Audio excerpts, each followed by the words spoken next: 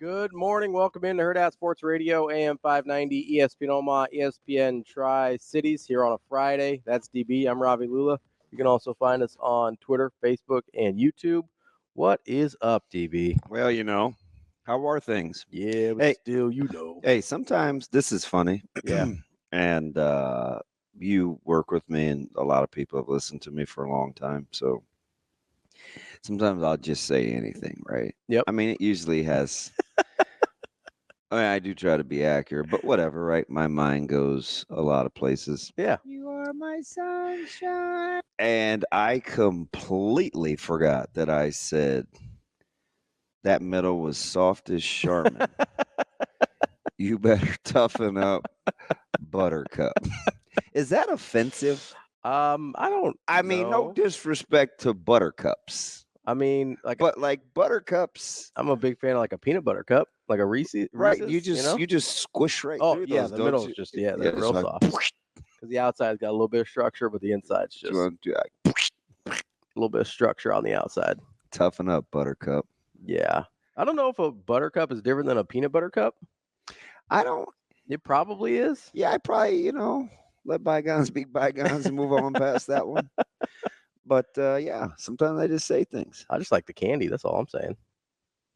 And the other thing, before I move on to multiple things that happen to come to fruition. Yeah. Yesterday in the sports world that we talked about, which just the irony, I think, is it happens a lot. Pretty hilarious. Yeah. Shout out Nicole Mosman. That's hilarious. Oklahoma Tyler's wife would always say that. Gotcha. Oh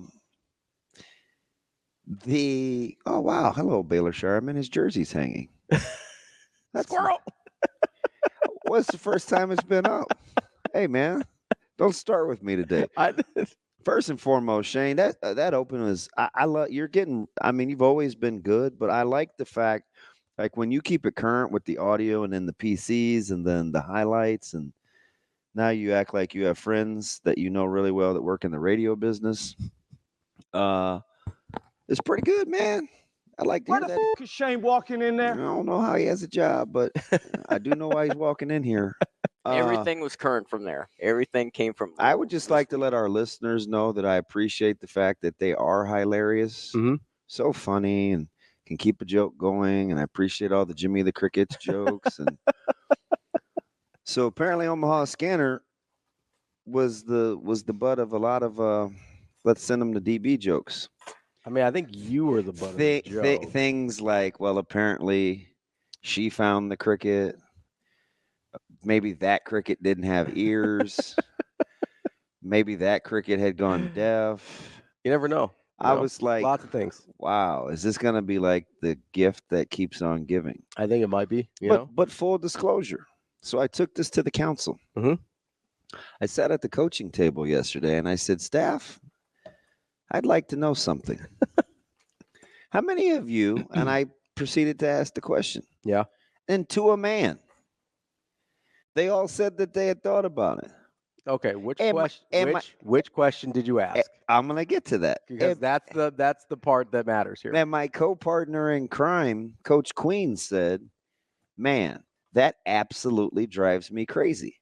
I said that what? He said that I can't find those blankety blanks. He has a super potty mouth. So I reset the question. And of course, the sage old veteran Coach Sikora goes, yeah, I've thought about that, but I've never wondered, is a cricket actually smarter than me? I like Coach Sikora. And I said, you know what, Coach? Up until that point, you were pretty cool. You were really good, bud. Until he said exactly what I said. But now, you're out. But let's not, like I said, and my other guy, Zach, was like, hey, I just feel like that's one of those things a lot of people have thought, but nobody was ever, I didn't appreciate the adjective he used, blank enough to say it out loud. And I don't think I fit that word. I think I just was thinking out loud. But apparently, how do you swallow a cricket? Not on accident, I don't think. I don't know. Are you sure? I mean, I think they're two. It's not like a gnat or something. Like they're pretty good size. Yeah. I feel like I it's mean, good enough to put chocolate over. spit that thing out, you know? Wow. Speaking of which, I'm not gonna make a Tua joke considering what I was gonna happened. say, but you know what though?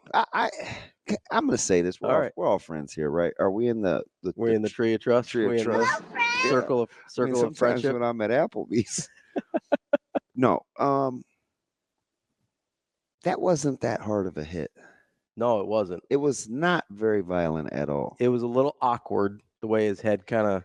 You know what I mean? No, So that's kinda- it's like, and I get it, right? The concussion is kind of the brain rattles, and then you get the violent shaking. Yeah, It has to move. I think it was the snap I back. take the concussion tests every Yeah. couple of years so I can be certified to stand on the sidelines, even though I'm still not very smart. I'm like, if that's what we're doing, and that's how it is for a while. No, yeah. And Shut can Tua down. and can the Dolphins say, you know what? We have 242 or whatever the number is million dollars tied up in. Good old Tua. Yeah, I was gonna say something. Man, maybe you just got to put him on IR like right now. Just give him 4 games. Oh, minimum. Oh, don't act like duh. No, I agree. I'm agreeing with you. I don't. I don't think it's a I didn't know if I was given- gonna have to resuscitate you or not. I didn't You know that- reminded me of old boy on Nutty Professor. At the I don't dinner think it's a table. given that they're going to. You're just mad about the cricket stuff, all right? I didn't even do that. That was everybody else. I didn't say anything about crickets. That's not true. I had an opportunity to make a cricket joke right there, and I didn't. I'm restraining myself. I don't think it's a given that the Dolphins. I do figured it out too. What? I know why you were mad about the whole cricket thing. Why? I wasn't mad. I just. It has a lot to do with the sport. I think you felt like I was being a little No. making light. I was gonna make a joke at some point, but I mean, I like cricket. The sport's fun. You know how like Americans love sports that they're good at, regardless of how what it is. Yes. Like so, every 4 years when the Olympics come around, we're crazy Olympic fans, and then for like a decade we were Tour de France fans because Lance Armstrong, and now nobody's ever watched it since then. Yeah. Like that's just how Americans are. The mayor does. Okay, cool. Joel watches. He's a Tour de France guy. Oh, I thought you meant the other mayor. I don't know much about her. I do know they removed some parking spots from in front of my barber, so I assume the rail car is going to run through someplace around there. Yeah, maybe. Yeah, they're moving all the biking and the little extra parking lanes. in front. Yeah. Saw 3 policemen on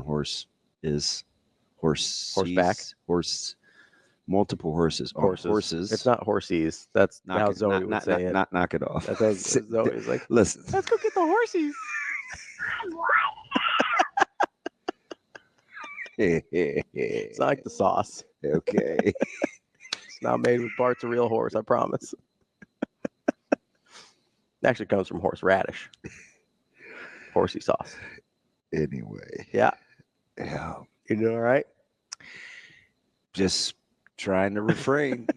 So yeah, it's like 4 games minimum. Yeah. And what did he lose all that weight for? He thought he was slow. I don't know. I don't have a good answer. It's gonna be like Lamar Jackson. I don't think that's gonna happen. That seems unlikely for Tua. There's not too many in the cards. Real. He could weigh $120. I don't think he's running like Lamar. I think there's a lot of concern there. So I don't think you have to worry about seeing the Tua and Hurts in the Super Bowl. I felt bad for trying to hammer that home yesterday. Yeah. I know you didn't. I didn't never feel like that was going to be a potential possibility. I mean, I understand like how it could happen. I do, and then I'd be unhappy about it. You're a miserable soul. Then I'd have to figure out some other reason why one of them was able to win a Super Bowl. It doesn't really count though, to me personally. My own personal record book. Wow. Oh, how are the older guys going to take it?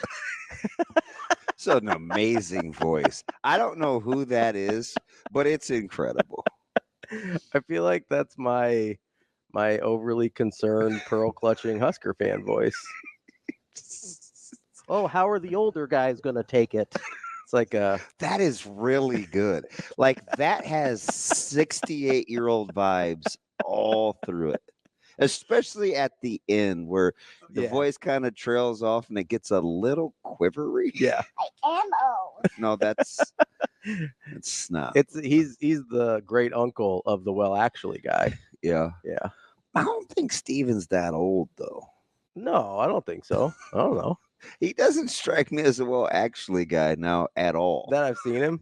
Just his delivery. I Yeah. mean, we've heard a couple calls, we've talked to him in person. Like, doesn't No, I don't think so. we misrepresented. I mean, that's what happens when you know people over the internet. It's called catfishing. Happens to a lot of people. Speaking of which, what is he wearing this morning? Is Who? that looks like guy right somebody there? no, somebody made the lava lamp in actual print. Who are we talking about? Who is the catfish king? Manti Te'o? That would be correct. Is he on TV right now? Yes, that is correct. Oh, that doesn't look like him. He looks terrible. Well, they have this thing where they have to like pan the camera and then they'll get to different people. Like Jamie Erdahl is on there too, and you didn't see her. Oh, yeah, I didn't. Josh Allen's on there now. Yeah, they own the Dolphins. You were right on that 2.5 being stinky. It's just didn't make any sense. No way. No. I mean, Buffalo's better. Yeah. Hey, by the way, Josh Allen might be pretty good still. yeah.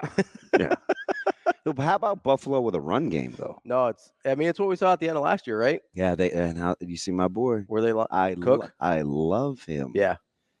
Yeah, he is. It wasn't just him though. Those all their backs were running pretty good. Well, I understand. Can you let me have my moment? Yeah, sure. Go ahead.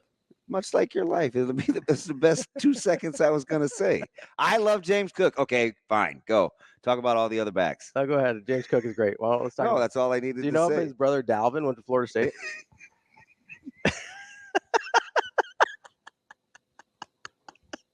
Just one of them days. Shane, cut it. Isn't Dalvin weird? Like he just woke, like he was good. I want to talk about James. Oh, big game, James? Shields? No. But man, the Dolphins look. I feel bad for Lincoln Lance. Yeah. Yeah. Is he a big Dolphins guy? Huge. Oh. Him and my guy, Chris Kermanek. One of my old bosses. And Boker. Why do you got so many Dolphins fans here? And another one, Funny Randy. They got some Dolphins fans. Funny Randy sounds made up. No, Funny Randy's a real person. I saw his brother outside the stadium. Funny Randy sounds made up. I didn't dub him Funny Randy. Caleb called him Funny Randy. So then we all just called him Funny Like Randy. when he was a kid? Yeah. Okay, that makes more sense. Because like no adult would be like, "You're Funny Randy." No, yeah, Caleb he was little. That's a little kid nickname. That's why it sounds made up. It's Funny Randy. So then I just called him Funny for a while, and I called him Lil Wayne. But now I have another Lil Wayne, as in Counter Wayne. But then I just call him Wheezy. It's offensive lineman. It's a pretty big guy. No, it's ironic. Hey, Shane. A little too ironic. So before this show gets too out of hand, I think we need to figure out if I can do what I wanted to do yesterday. Can we superimpose me and have me sit in this chair, but me not really be here? Is there a way we can do that? That's a Sasha question. Because we were pretty close to needing to do that yesterday. I mean, listen, just because you can't figure out crickets, that's not my problem. That's not what happened. So it's all right. A lot of people from here can't figure out cricket either. It's a complicated game. See, there's different forms. There's traditional test cricket. You know what I need you to do? Accidentally hit IG Live. Allegedly. I mean, so I'm sick of hearing that. So what you'd have to do is you go in there, right? Okay. And then you got to hit the plus button, like you're going to add media. Oh wait, no, that's not even right. Okay. You got to swipe to the left to get to your camera. And then you have to swipe to the right. So it's fairly extensive. I mean, I feel like it'd be hard to do with like if I'm just tossing my phone, like it'd be hard to do. Yeah. It'd be difficult to accomplish because there's for fear of getting you going. I feel like there's 3 swipes involved. You go left, you gotta go right. That's the problem. Is it's the left and then the right. If you're tossing your phone, it's probably all gonna be in one direction. Like if I could swipe left twice and I get to IG Live, then I'd buy it. I have a question though. Look, And then you have to hit the that's button. That's the lava lamp shirt. And then you have to hit the button.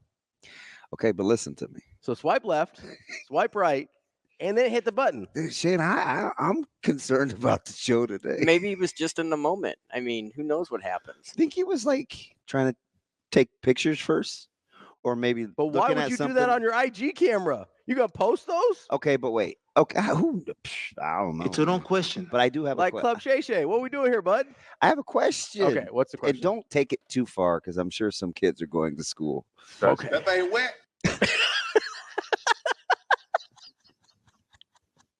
Shane, I didn't know we were gonna play the audio from the IG Live. Simba, I'm very disappointed in you. Wow. Okay, what's your question?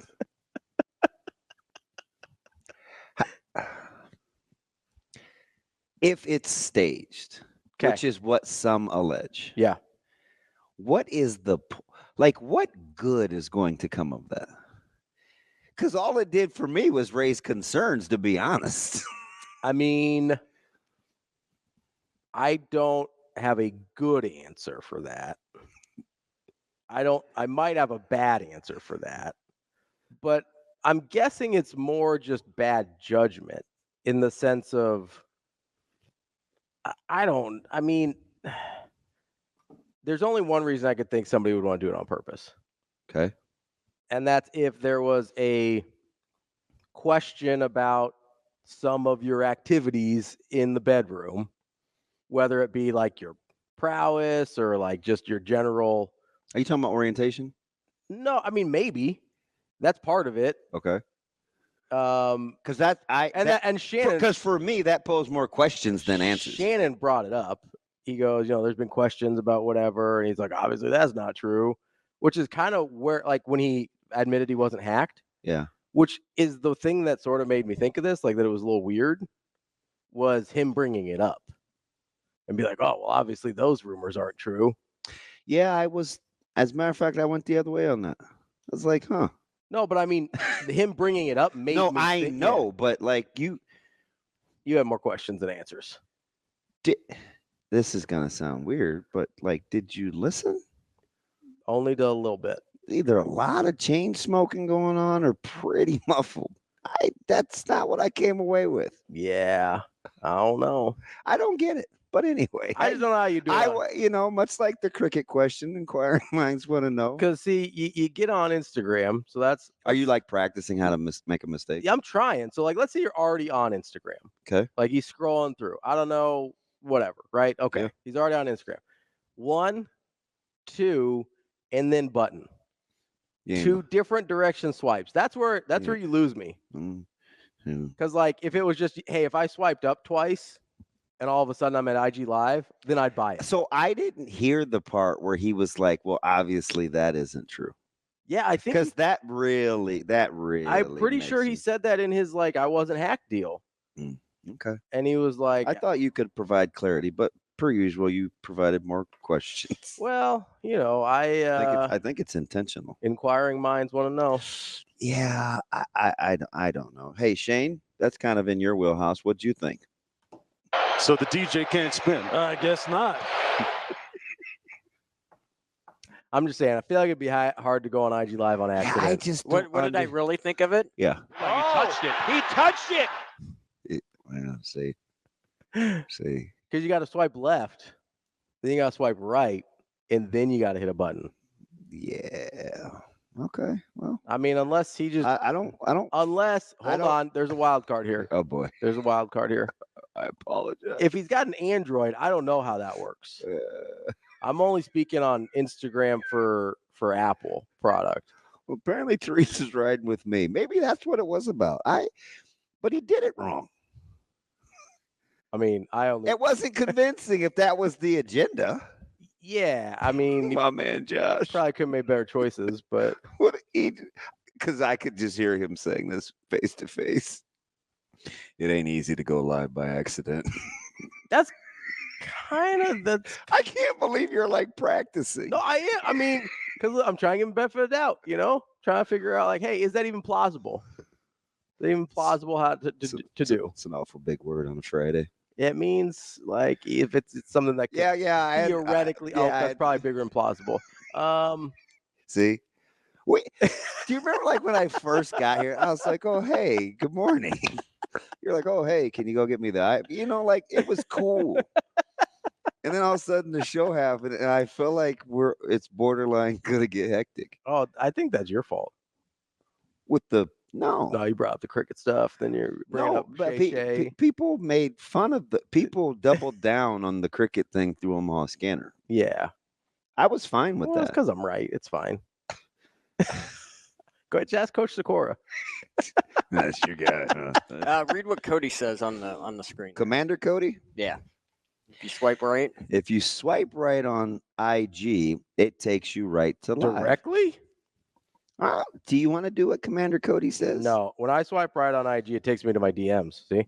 Swipe right, boom, DMs. So I am lousy with IG. Like I am not See? the guy. See, I'll show you guys. You go this. Let's see. Yeah. Boom. Swipe right. Just DMs, not IG Live.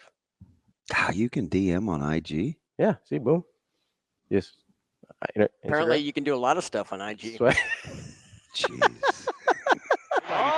He touched it. Shane, I believe that's called content creation.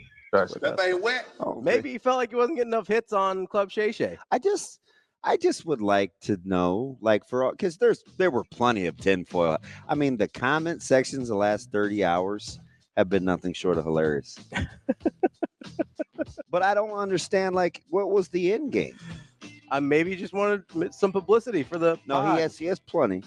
I mean, I know. And for the record, I predicted this a year ago. You did.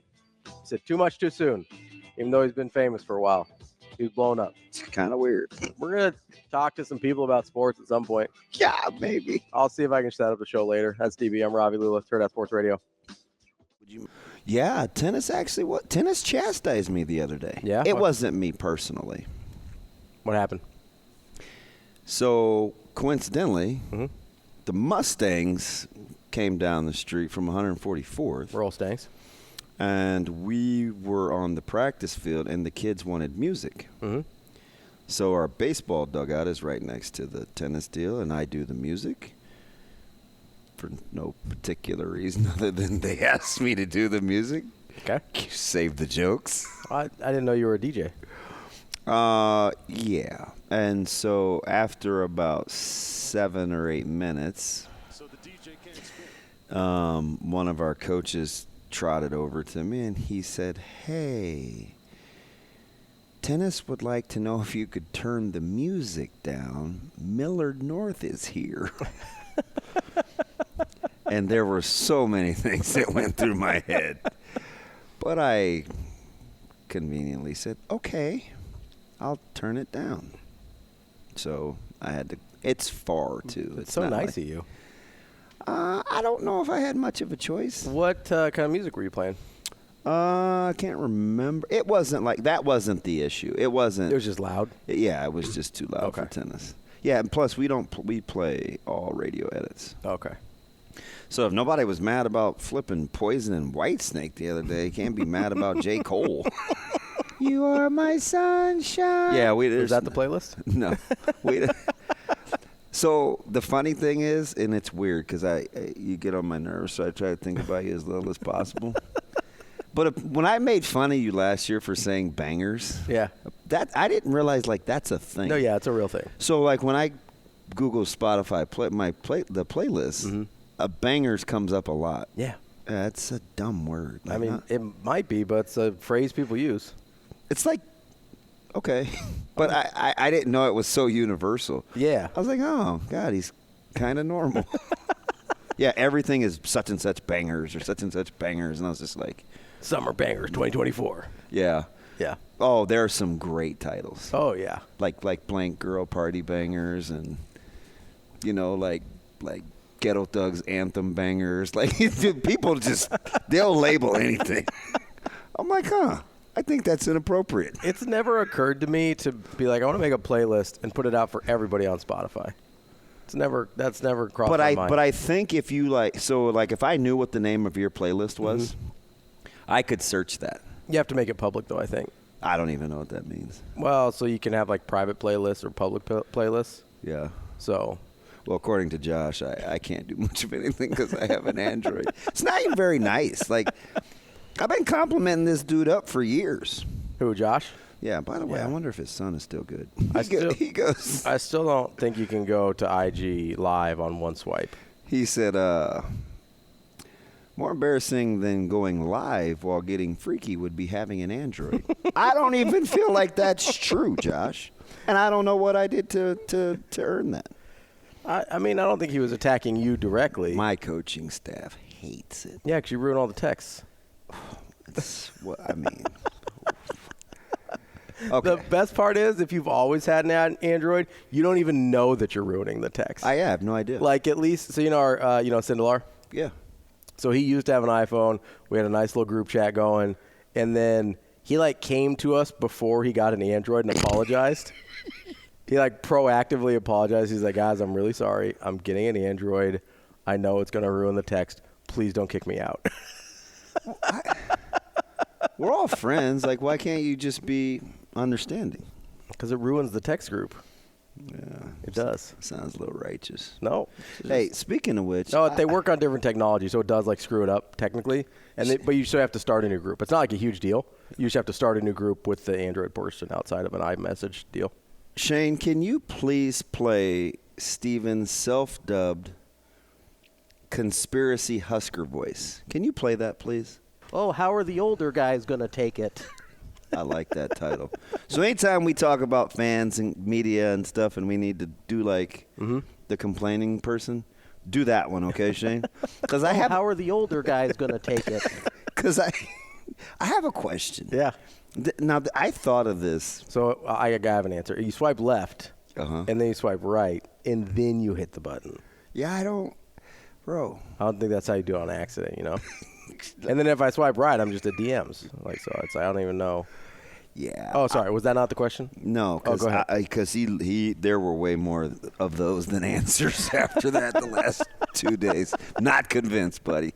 But anyway, I mean, knock yourself out.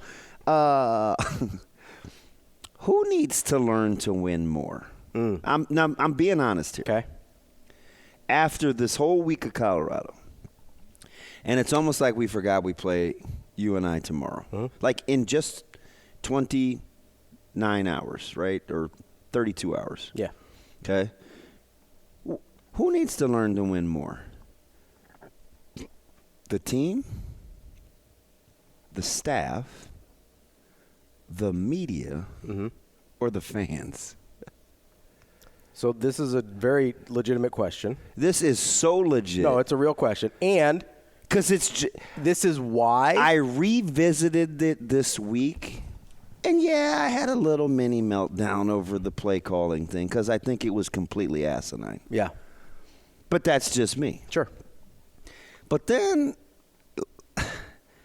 we can't handle anything. Like why can't we have nice things? This is why I said the fan base was not ready for 10-2.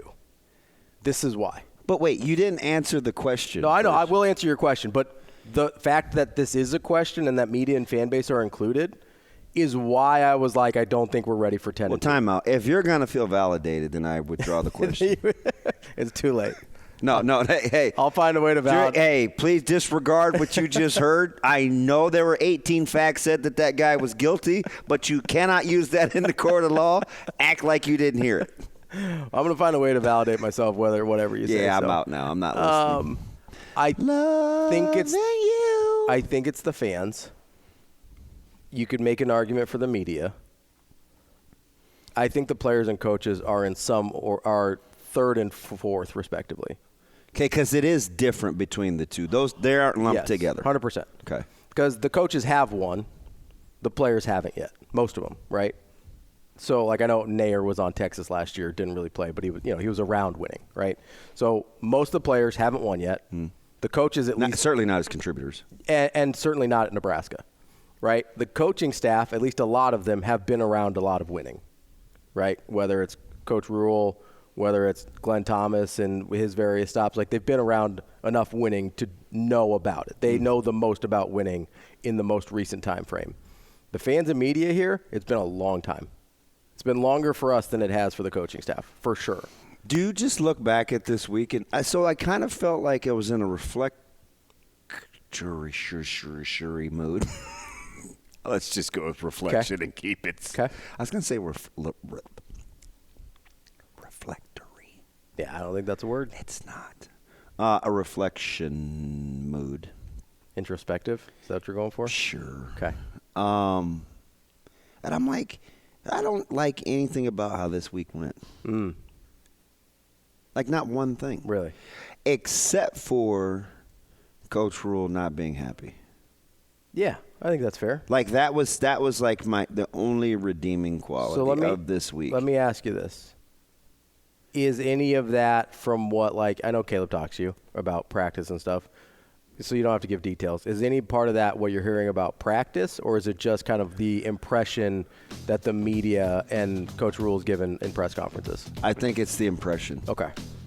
Because that makes me feel better. It's like because if you had heard things, you're like, oh man, we're not practicing great this week. No, because Coach Rhule said, and you know what? I wouldn't ask him that. I know you wouldn't, but I didn't know if he volunteered it. Because sometimes he does, right? Yeah, because I think we're going to have to come back and revisit that. Because I'm not and maybe I better change me, right? I'm the big control you can control. But I'm not about to go through this all year. We might be. We might be about to go through it all year. I ain't going to make it. That's DB. I'm Ravi. We'll be back with Kearney head football coach Brandon Cool after this.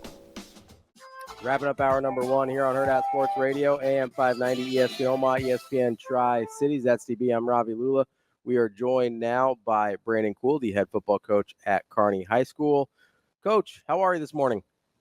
Well, we're up and at it after a long trip, a long football game last night, a long trip home. We had to put a little extra salve on here this morning as we have to heal from last night's game. Coach, full disclosure, if I was really thinking correctly, I would have talked to you yesterday morning and not Friday morning. But I did not know if you enjoy talking on game days, so I apologize. No big issue. No big issue. Coach Lamanji would really question my sanity if I stretch him too far on a game day. I know how you guys are creatures of habit, but we'll stay right there. I think this might be one of those years, and you can speak to this as well as anybody, having so much success and done this for a while. Do you see where Class A from whatever ranking to whatever ranking may be a little more wide open than normal, but at the top you feel like it's pretty set? Yeah, 100%. There's just some 2 or 3, 4 teams that are just in the elite category here right now, and due to a variety of reasons. Everybody else is kind of competing in the middle of the situation, or the middle of the pack here. And I think the biggest thing is the middle group. There's been some guys that have dropped off out of the middle group, and so the middle group is really more thin than it has been in the past. And so again, everybody's trying to figure out how to develop their program and how to move forward. So the nice thing about it is we get to coach the kids that come through our doors. And we absolutely love we got a good football team. There's no doubt about it. Yeah. It just didn't look like that last night. And there's a reason, because Millet South is really, really good. So, no, we'll get healed back up, and then it doesn't get any easier because Omaha North comes to town here next week. Yeah, so it's interesting. You're kind of notorious for being able to – you guys scheme and you game plan really well. You've seen some explosive offenses for over a long stretch as a head coach. For you, what made this one a little bit more difficult last night? Was it the setting, the time of season, just the overall talent? Like what made that a little bit different for you?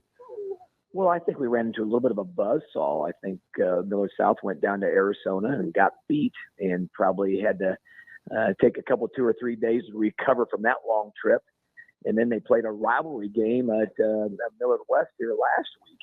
And, sometimes that takes a little toll on them. But, man, they must have an extra day or 2 off in there, because I thought they were really fantastic. They were just sharp. I think the quarterback does a good job of running their offense.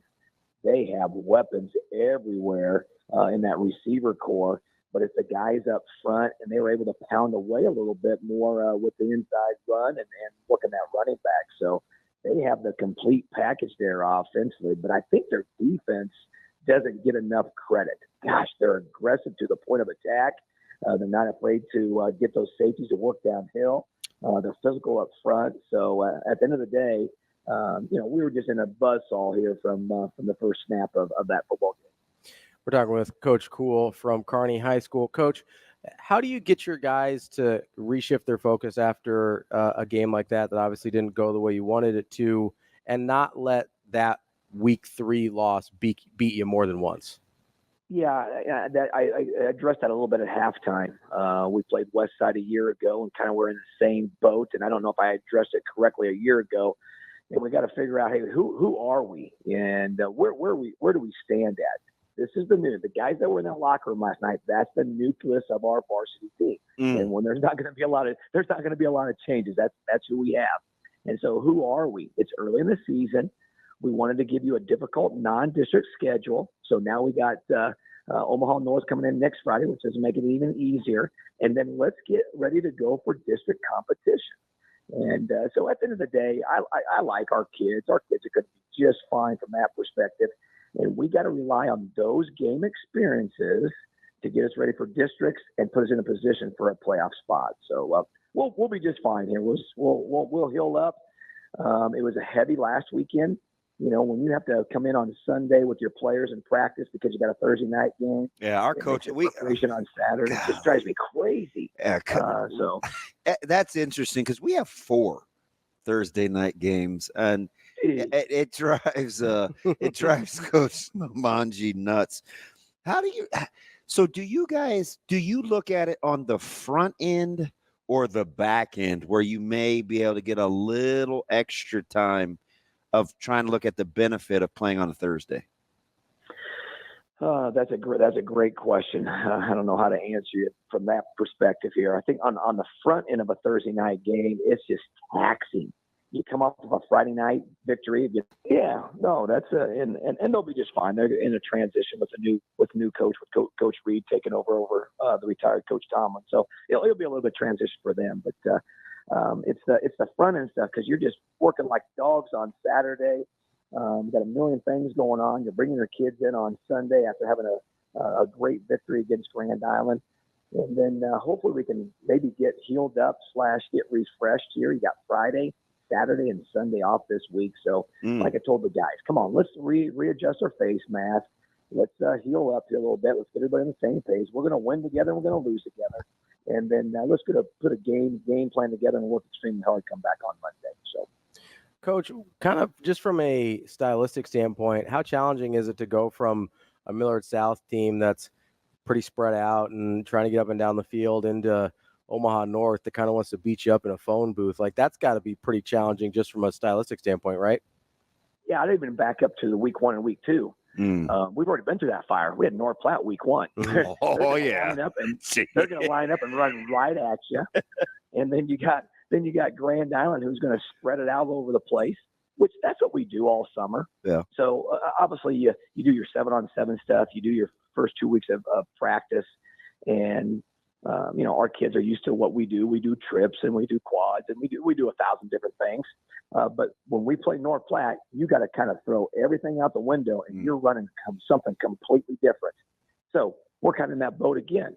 I think they're a little bit. I think the quarterback. I saw some stats on Twitter last night coming home was the quarterback threw for 260 or something like that. Yeah. Yesterday. So. So I don't know if it's the old Omaha North or not. So we're anxious. We haven't played them for a long time here, so we're anxious to kind of break down that film and see what their philosophy is here after the first 3 games. Yeah, it is. It's heavy run action, and then they're going to take their shots. It's you're going to see power blast, ISO, and then chunk play. But I tell you, and we'll get to them later because we'll have Sautter on the Talk High School. I really like how I think teams are, and you kind of hinted to this when you said, "Who are we?" I think teams are really trying to search for ways to maximize what they have, right? You talked about or intimating kind of navigating the new landscape of high school, and I assume you're talking about mobility and things like that. Like, I think do you like coaching where like the acumen and finding ways to evolve is kind of put to the test, or are you like, I don't know about this? That's the great part of coaching. Every Saturday we come in here and we got to be innovative. So you go against the Millard South, we have to do plan B and plan C stuff on Saturday and Sunday. That's just how it is. And so I think we're used to that. So, my coaches probably are in the classroom a little bit longer than maybe a lot of other staff in general terms. Yeah. And again, we got great high school coaches in Class A realm. We got some great staffs we got to compete against. But we like that. We like to be innovative, especially my young coaches come in and go, man, you guys talk about this plan C, and then you get to last night's game, and you're scrounging for trying to find plan B. Well, there's not a plan B. You got to kind of keep your wits about you and do the things that have got you to that position. And so again, we'll go back to the drawing board and figure out what our game plan is going to be as we get ready for this Friday night. Coach, as you go throughout the rest of the season, what's something that you'd like to see your team improve on from what you've seen in the first 3 games? Yeah, that's a great question. And again, I got to go back and watch the film. I haven't had a chance to watch the film quite yet. And as you analyze it, you still got to be able to stop the run in Class A football, especially as it starts cooling off, and as you get into the playoffs. So we're going to be heavy on that. We're not going to change the philosophy there whatsoever. We need to be a little bit more up front. We need to be a little bit more physical. I thought we were pretty good in the trenches for week 1 and week 2. And I don't know if we won the war in the trenches yesterday. I think Miller South was able to control both sides of the football there. Not that we didn't do a bad job, but we just got to be a little bit more nasty, a little bit up front. And at the end of the day, we got to be a little bit innovative. We're trying to find a way to get this player open. We're trying to find a way to find a seam in the run game. So it's just going to be the little things here. It's all about a mentality. We've done the physical part all June, July, and the first couple of weeks of practice. Now it's a mentality here. It's how competitive you want to be and what you want to do to make yourself better. I tell you, why you're good at your job resonates through the phone, man. It's always good to catch up with you, Coach. Guys, appreciate your coverage here. Best of luck. We'll see you down the road. Thanks, Coach. That is Coach Brandon Kuhl of Kearney High School football. Man, I appreciate him coming on today. Oh, he's good. He's great. He's terrific stuff. He gets it, and we'll get to North and Is he Central. a top 5 fave? Yeah, He's up there. For sure. That's the guy that I just go sit next to at clinics. Just go hang out with that guy, get a little smarter. Oh, yeah. Coming up next, somebody else that always makes us a little bit smarter, Tim Verghese from inside Nebraska here on Hurrdat Sports Radio. Kicking off hour number 2 here on Hurrdat Sports Radio, AM 590, ESPN Omaha, ESPN Tri-Cities. That's DB. I'm Ravi Lulla here at Hurrdat Sports Bar and Grill. We are joined now by Tim Verghese from inside Nebraska, part of the Rivals Network. What's up, Tim? Hey, what's up? How y'all doing this morning? I'm just trying to distract Ravi. He's like too cool for school, so he doesn't entertain me. He's like, I'm so sick of working with children, but it's okay, man. I just try to keep it light. Tim, how are you this morning? This is why I stopped coaching high school.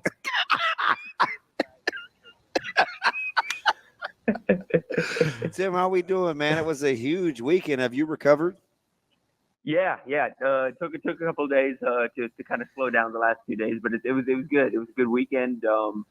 Again, just lasting impressions. Everyone's just kind of riding that high from Saturday night, and that goes for the fan base, but also like recruits that were in town. Okay, I asked Ravi this question. Tim, you're thoughtful, so let me ask you. After listening to kind of this week with the press conference and the coaching staff and the direction they took, reading articles, you run a message board. Who needs to learn how to win first? The players, the coaches, the media, or the fan base? Who needs to learn how to deal with winning first? So there's a couple of the fan base, I think, is hardened at this point from the last decade or so, where even they're like, okay, like, let's get to Big Ten play, let's figure this out. And I think local media is doing a good job of keeping expectations relative.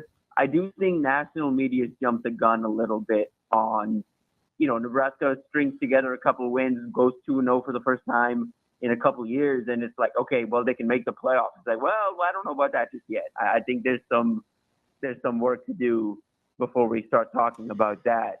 The players, I think they're there. Even the coaching staff, I think they're there.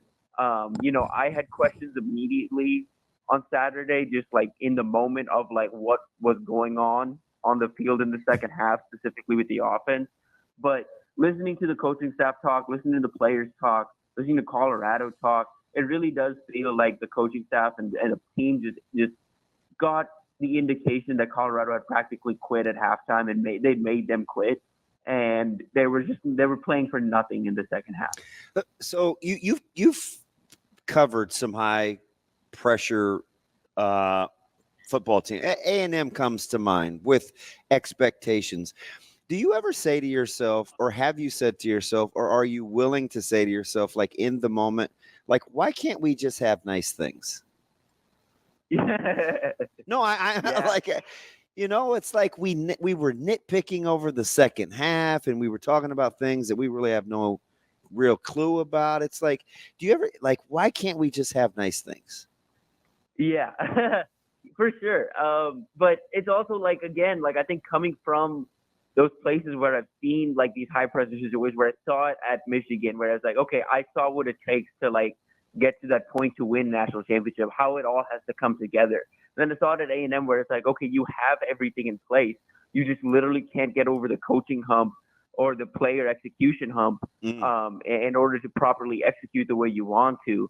And you saw what that led to. And so it's like, you see what happens on Saturday, and you're like, okay, well, that second half is a pattern that cannot continue once we get into Big Ten play, because right now you have the excuse of, okay, well, yeah, they quit.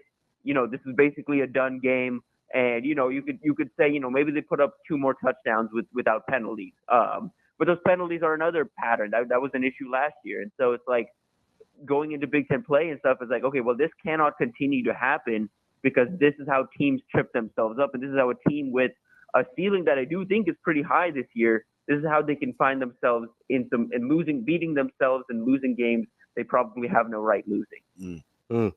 Tim, I want to go back to the recruiting weekend for a second here. I know you obviously get the commit out of Christian Jones coming right off the weekend.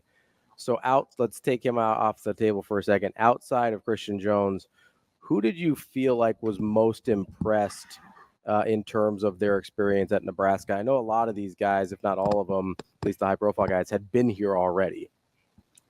Yeah, it was a bunch of 2026s that were really, really impressed. I think the biggest move that was made this weekend was with Michael Terry, just from what I've been able to gather from the weekend. I'd say if you put 2 up there, Michael Terry and Jackson Cantwell. For Michael Terry, going into the season, Texas was the leader and the far and away the leader. Oregon had a bit of an edge on Nebraska only because in his mind, again, seeing the history of Nebraska, the pageantry of everything, I think Nebraska was able to kind of show him like, okay, hey, we're not as far off as you think. And I say that also while giving like, okay, that wasn't a good team that Nebraska beat, necessarily, but it was a decisive win.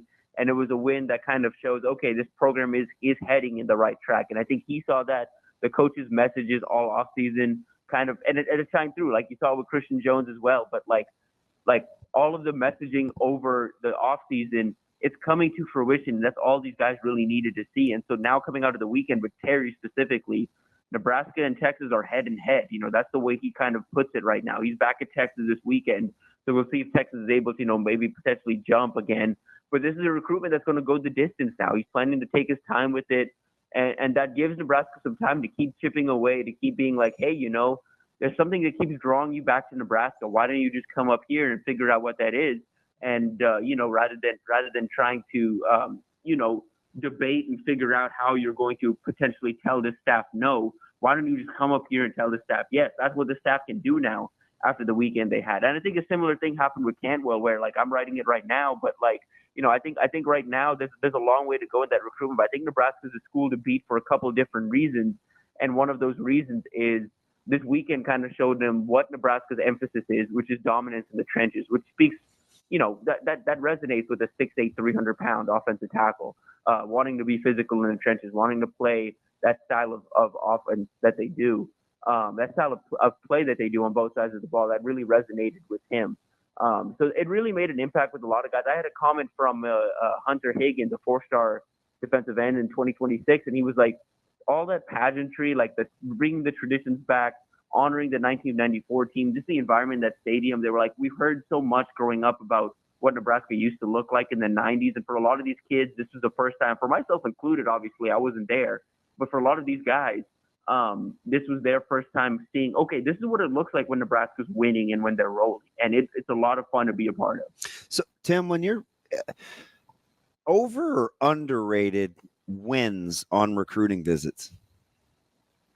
I think wins are a little overrated. I think like, because the best thing about a close loss on a recruiting visit is, as long as you can show off like a really impressive environment, you're able to go to those recruits and be like, okay, well, we lost that game out there, but you're the reason we can get over that hump. And that's a message that resonates with guys, because all of these kids, coming up, being this highly ranked recruit, being this top kid, and they've got a little bit of an ego to them. And for them, it's like, okay, well, now I can be the one that can make that difference. Okay, that's interesting. So I think wins specifically are overrated, as long as you don't get like what Michigan did last week against Texas. They had like 50, 60 visitors in town, and then they just got demolished. Like, that can't happen. That's a bad look, like, regardless of who you are. Like, that's one that even commits in the building are like, tugging at their collars a little bit, being like, maybe have to look around a little bit. Maybe, this staff isn't what I thought. I don't think that's necessarily the case with Texas and Michigan. I think Texas is just that much of a better team this year, and Michigan didn't address quarterback correctly. But you cannot have losses like that when you host a big recruiting weekend. But a close loss, it's honestly, it can be a win for you on the recruiting trail in the long term. But you obviously take a win, and that type of game for Nebraska specifically, you absolutely take that win, and you take the recruiting momentum that came with it. Tim, I feel like a lot of times we kind of assign motivations or kind of thought process to recruits as either fans or media, and most of us don't really have any idea, because we don't talk to these guys like you do. So I'm curious, have you seen this question about winning on the recruiting trips? Kind of got me thinking. Like, do cherish and love that ability. A lot of these in-state guys, they talk about, hey, it would mean a lot to be a part of this. Guys that have followed this program for a while feel like it would be a lot to be a part of this. But for other people, it's like, hey, I only get 3 years if this all goes well, but 3-4 years of this, I want to be contending, and I want to be in a place that's going to develop me. The thing about Nebraska right now is that they're proving they can develop. The wins haven't come just yet. The wins are still hoping to come, and that's still something that Nebraska needs to show and help. But the development is happening, and so that's something that, like, that's a box that's being checked. And so for some of these guys, it's like, okay, well, I can get developed here, and I could potentially be part of something that hasn't happened in 20, 30 years. Like, I could be part of winning around here. And so that's starting to resonate a little bit. But for the most part, guys want to be in a place that is established, that has structure.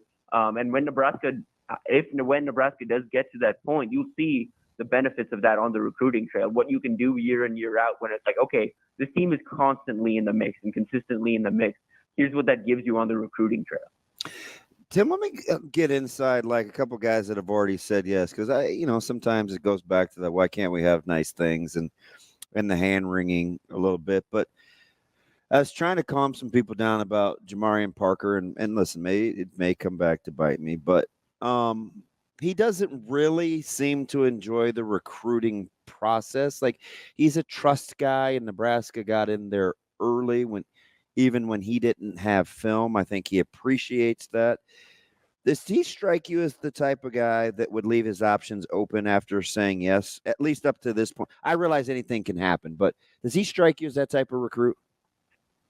No. I mean, there's a chance, but what's been interesting there has been, like, again, like, I think people kind of expected his start to, and maybe that's still coming, but they expected, the off season and the start to his senior year and some dominoes falling at the position for him to get some more offers, but that hasn't really happened. And, Alabama was a threat there, but they've picked up, a running back commit and potentially 2, but I know they picked up 1 for sure, but this summer. But so I don't think there's like of the commits, Parker's not really one I'm really worried about. There's a couple I am, but like Michael Simpson or Malcolm Simpson's one, but Michael Simpson's one is like if Texas comes in and offers, I'd be worried. But Texas is starting to kind of figure it out with D-line recruiting nationally, so they may not have to offer and they may not need to. But like I've got an eye on A&M. A&M's got an offer out there, and Texas is trying to flip one of their commits. Would A&M circle back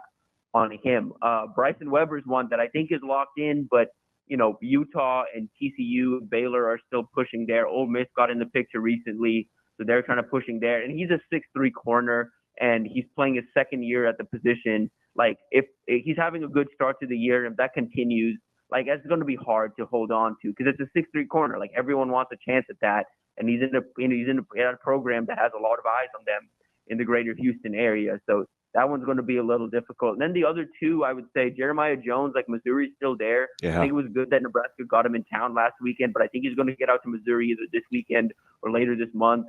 So Missouri's one I'm keeping a close eye on with Jeremiah Jones. And then Brian Tapu, like I think that's one that's kind of a little quiet, but he picked up that Washington offer over the summer, and he's been fascinated by the idea of potentially being able to stay on the West Coast while still playing in a power conference. So yeah, he's Salt Lake, right?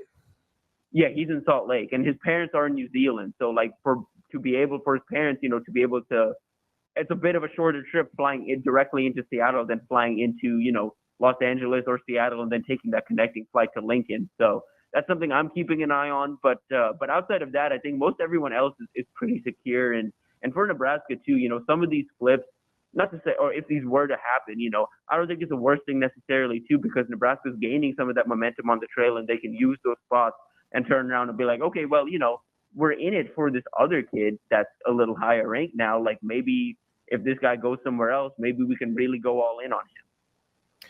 We're talking with Tim Verghese from Inside Nebraska. Tim, you're talking about Bryson Weber and kind of his profile as a corner, as a big lanky corner there. And how much does seeing a guy that either plays your position or has your body type succeed at a school kind of impact some of these recruits, or does it depend on how good the staff is at kind of drawing those parallels? It's about the staff drawing those parallels, but it does help to see like what it looks like on the field. Like for a lot of these guys, like Jeremiah Jones and even this last cycle, Braylon Prude, like these guys that are recruited in as big safeties, it helps them a ton to go see, like Jeremiah Jones is technically an athlete, but I think he's going to end up playing like a big safety type role at Nebraska. But both of those guys, I think it helps looking at Nebraska and seeing Deshaun Singleton back there and being like, okay, well, if he can do it, then and that staff can develop him to a point where he's successful out there, well, maybe I can do it too. And then you look at, on the other side of the ball, you see all these different types of receivers. Like Nebraska can now go to like a Michael Carey or another big receiver and be like, well, look what we're able to do with Jamal Banks and Isaiah Neer. You know what I mean? Like you can do the same thing. And for smaller guys too, it helps them to see what Ja'Cory Barney's doing. It helps them to see what Jalen Lloyd's doing. And then all these different backs as well. Like the Zephan Walker, 4-star running back out of Ray Peck in Missouri. He was in town over the weekend, and I was asking him earn that featured role makes me feel confident that I can do the same thing, even though he's intrigued by the idea of being in a stable of running backs, because for him and for every running back right now, that's something they're keeping in mind. Like to make it to the league, I need to have as little tread on the tires as possible, but still putting good film out there. Being in a room, like a running back room like Nebraska's, where you've got 3-4 backs that can rotate in and out every single game, so you're not getting like the brunt of the carries, that resonates with guys, because it's like, okay, I can put up good film like Dante's doing right now and still earn the attention of scouts, but also I'm not putting up like insane tread on my tires where I get to the league and 2 years in my knees are breaking down. Tim, let me ask you about like going forward with the conference, and this stems from, I was just looking at offensive, defensive, and special teams efficiencies yesterday, according to ESPN, and I was a little surprised, and we'll get to that later on in the show. But I'll ask you this: when you're looking at uptick or teams that have sustaining power when it comes to recruiting prowess, are you concerned about teams that are kind of perceived at the top, or are you concerned about teams that are kind of meddling that you feel like could make a move when it comes to having an impact on the current Big Ten, right? With all these new teams, is there a team there you're like, ooh, look out for, to the good or to the bad when it comes to recruiting prowess? Somewhat. Like again, like I need to see more, like USC, for example, I think one, but I'm like, if right now they're recruiting at a pretty high to solid to high level. And it's like, okay, well, if they prove this year that they're taking defense seriously and that offense still is the offense, then they could become a real threat here in the Midwest, because I think they're trying to reach out here now that they're making some trips out here. They could start to become more of a threat. You start to see them offer, like, they have an early offer out to Torrey Pittman in 2027 at Central. Like, that's not normal. That's not a typical USC thing. That's something that, as a result of being in the Big Ten, that's an early offer they can make, and an offer that they feel like they have some staying power in. So as long as they feel like they are in that position, like I'm curious to see what their ceiling could be as a recruiting power. Oregon's another one that's already up there that I think is going to be able to stay up there.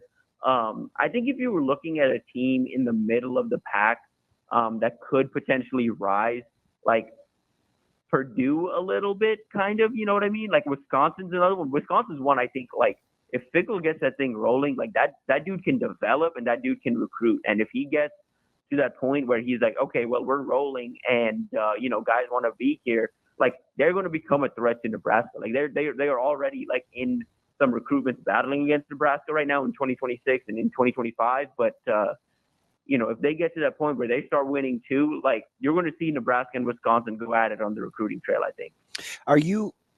This is kind of, who I think is in a precarious spot, because he gave them an uptick last year in his recruiting profile was Sharon Moore. Michigan is in an interesting spot because this season may not go according to plan, and I get it. He did just sign his deal. He didn't just sign his that whole thing was kind of weird. But Michigan is a team that interests me because they should be dominant.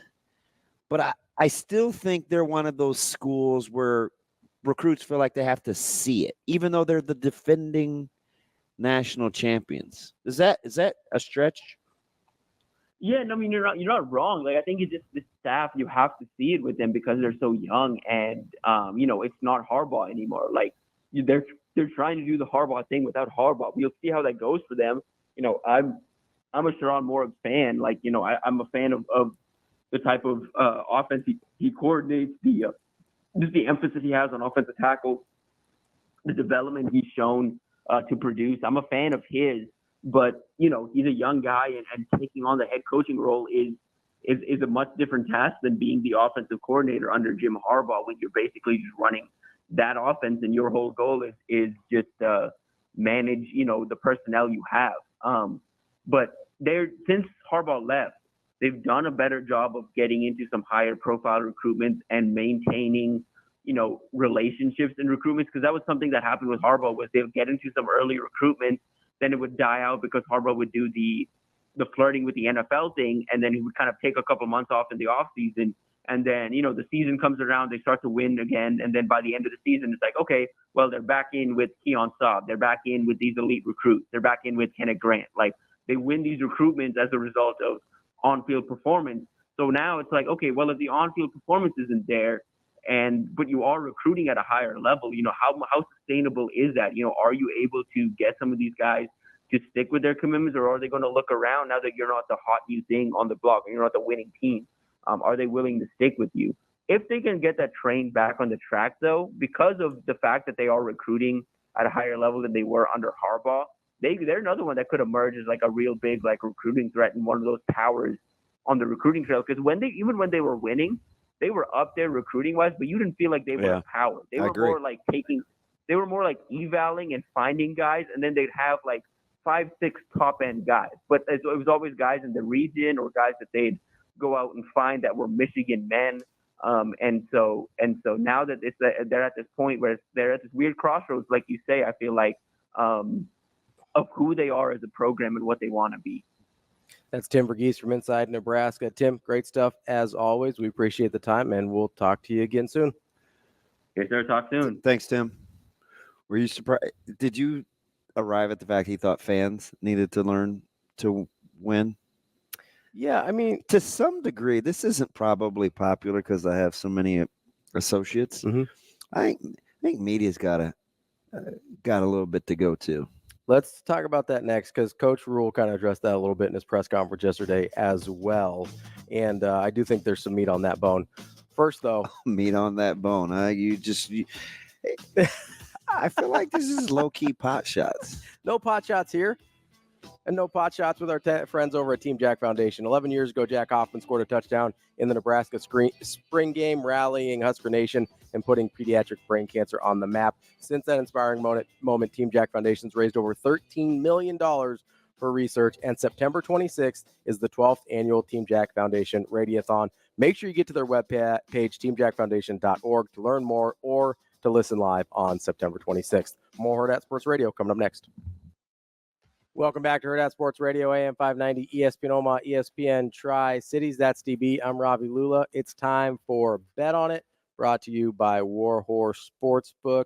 It is the best place in Nebraska to place your sports bets, whether it's in Lincoln or in Omaha at the sportsbooks. Make sure you get over to Warhorse Sportsbook. No bets, no glories. They've got you covered for nearly every major sporting event.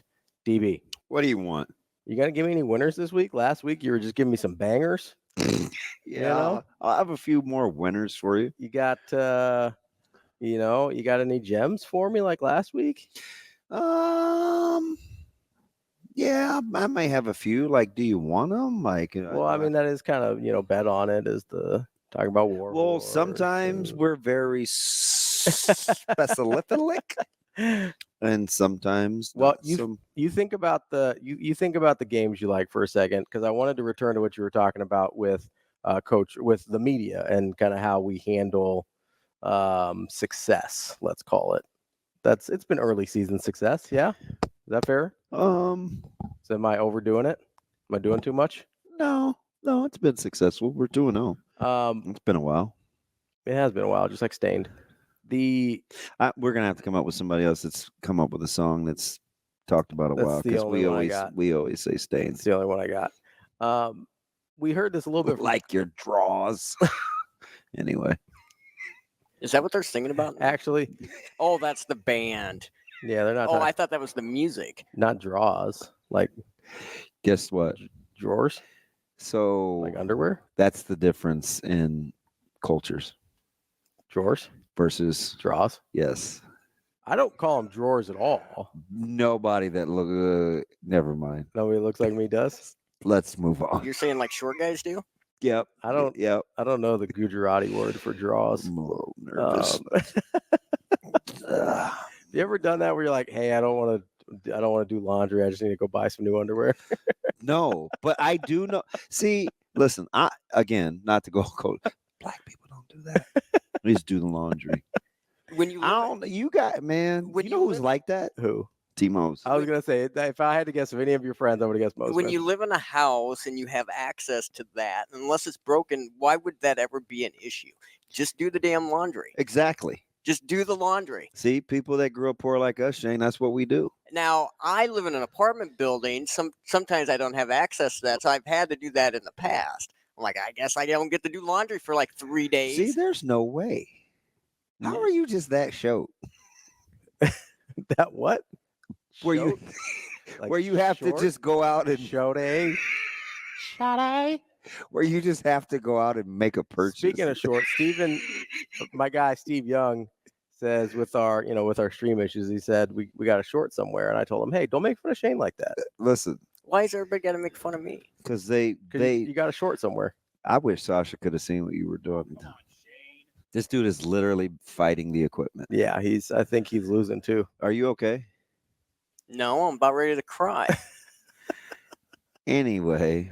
I mean, it's not like I swiped right or anything. No, you so anytime you go, right, anytime you say, and then hit the button. I wouldn't trust any of this equipment today, man. I don't know if the mics are on or not. And all of a sudden, you and I just go Jiminy Crickets. We don't say a word. It's like, is this thing on?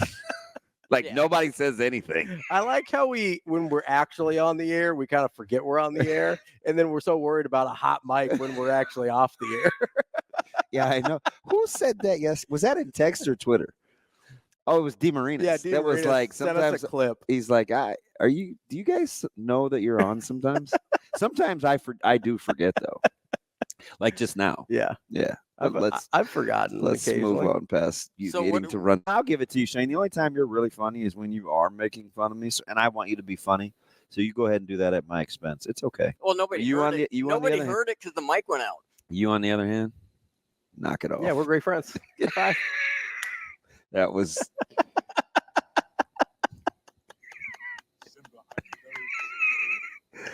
What's up?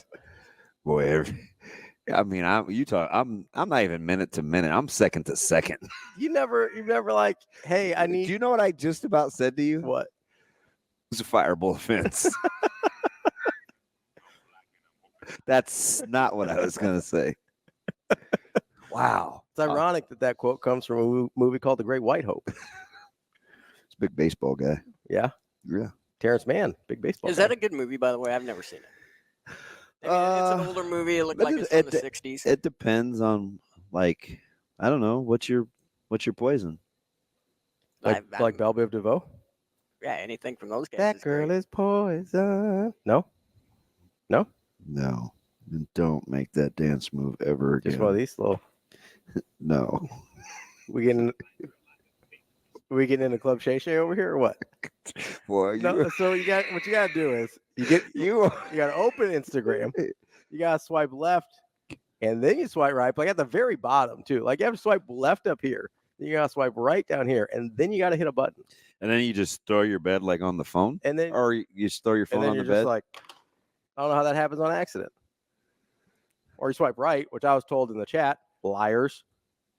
Maybe just set the, DMs, not maybe live. just set the phone down next time. You don't have to I get was to it right away. I was do you? traumatized by how he said, "Get over here." Like, was somebody really trying to get away like that? I mean, that was kind of disturbing. Yeah. I mean, Get over here. What the? if everybody's consenting adults, no judgment. Just kind of do what you do. You asked me that, Eric. You asked me that last year, Eric.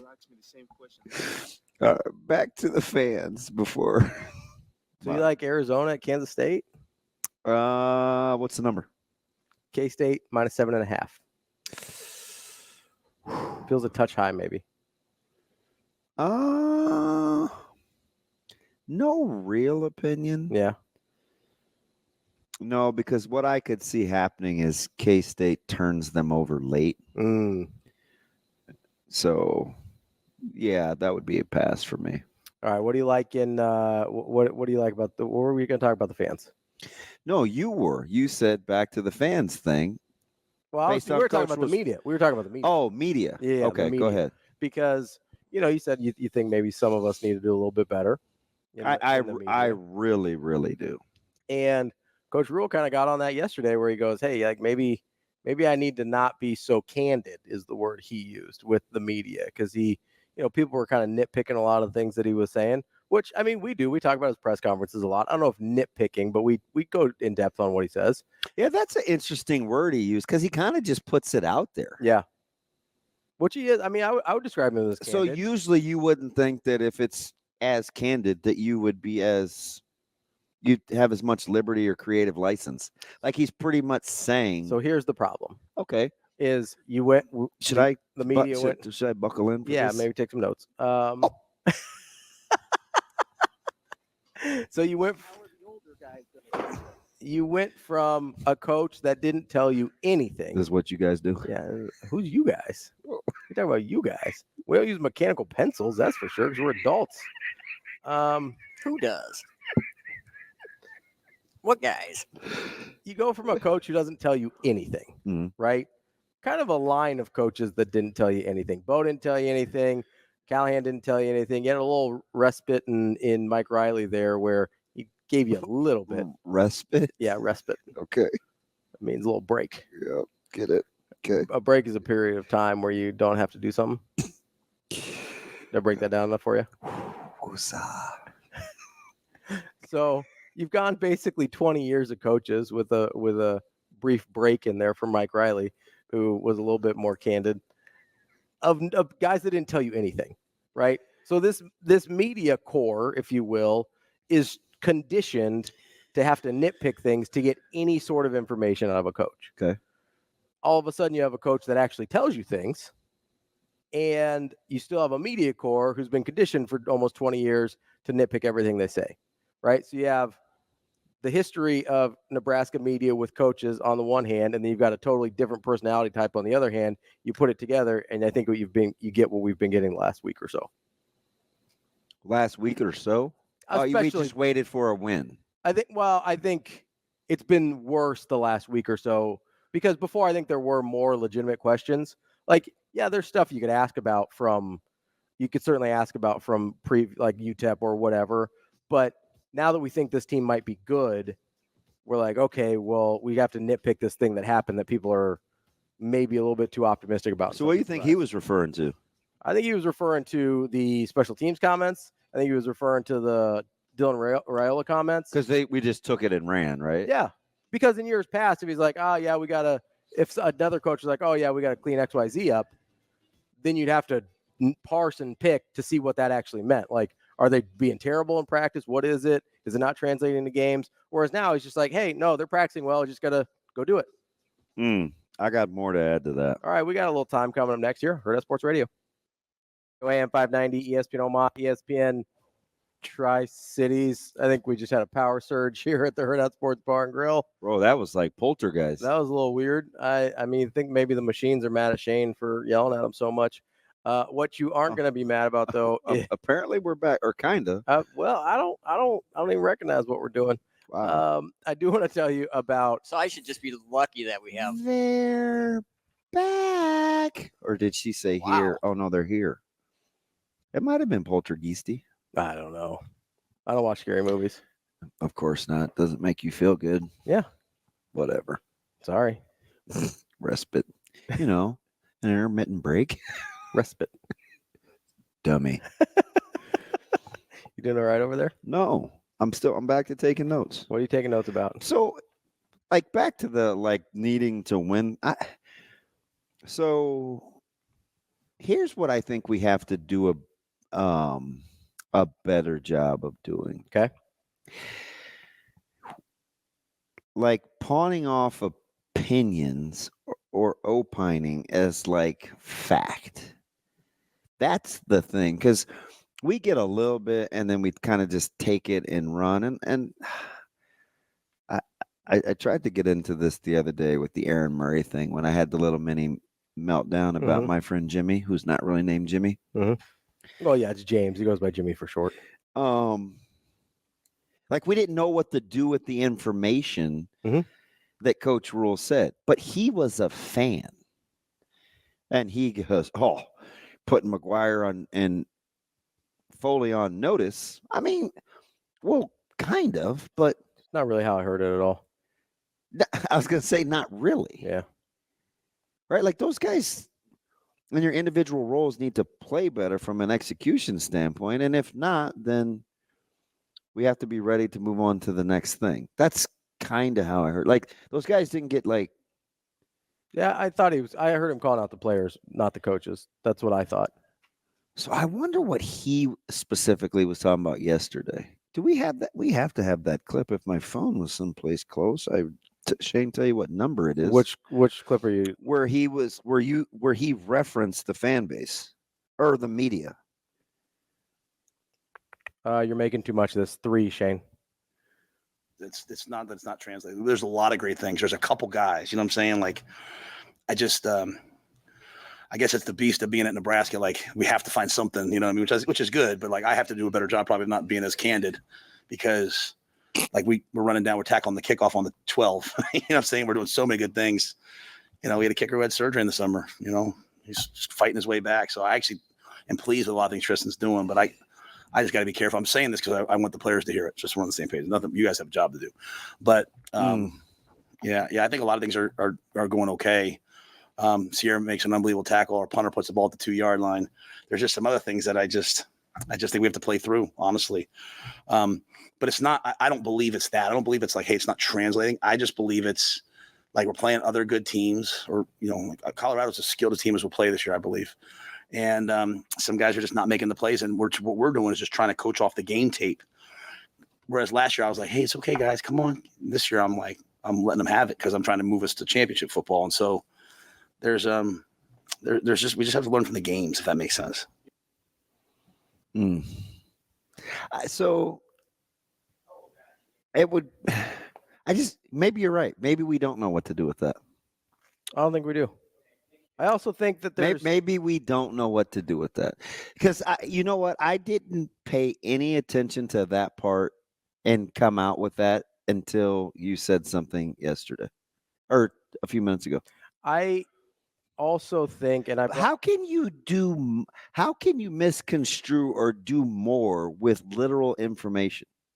Because again, if you're used to 20 years of coaches not telling you anything, and so you have to extract things out of it, then when coaches actually give you a lot of stuff and then you still try and extract stuff out of it, so if this whole other thing. If I said, hey, go down to Harrison and make a right on 120th, would you say to yourself, now, when he said go down to Harrison and make a right on 120th, did he mean go? So take here's a right on here's the difference. It'd be, hey, go down the street and take a right on 120th. I'm trying to figure out, okay, does that mean I'm taking Harrison? Does that mean I'm taking Q? Does it want me to go out on the interstate and get back on 120th somehow? That's what previous coaches were telling us. Hey, go down the street and take an exit. Coach Rhule is telling us, hey, go down Harrison, get off on 120th.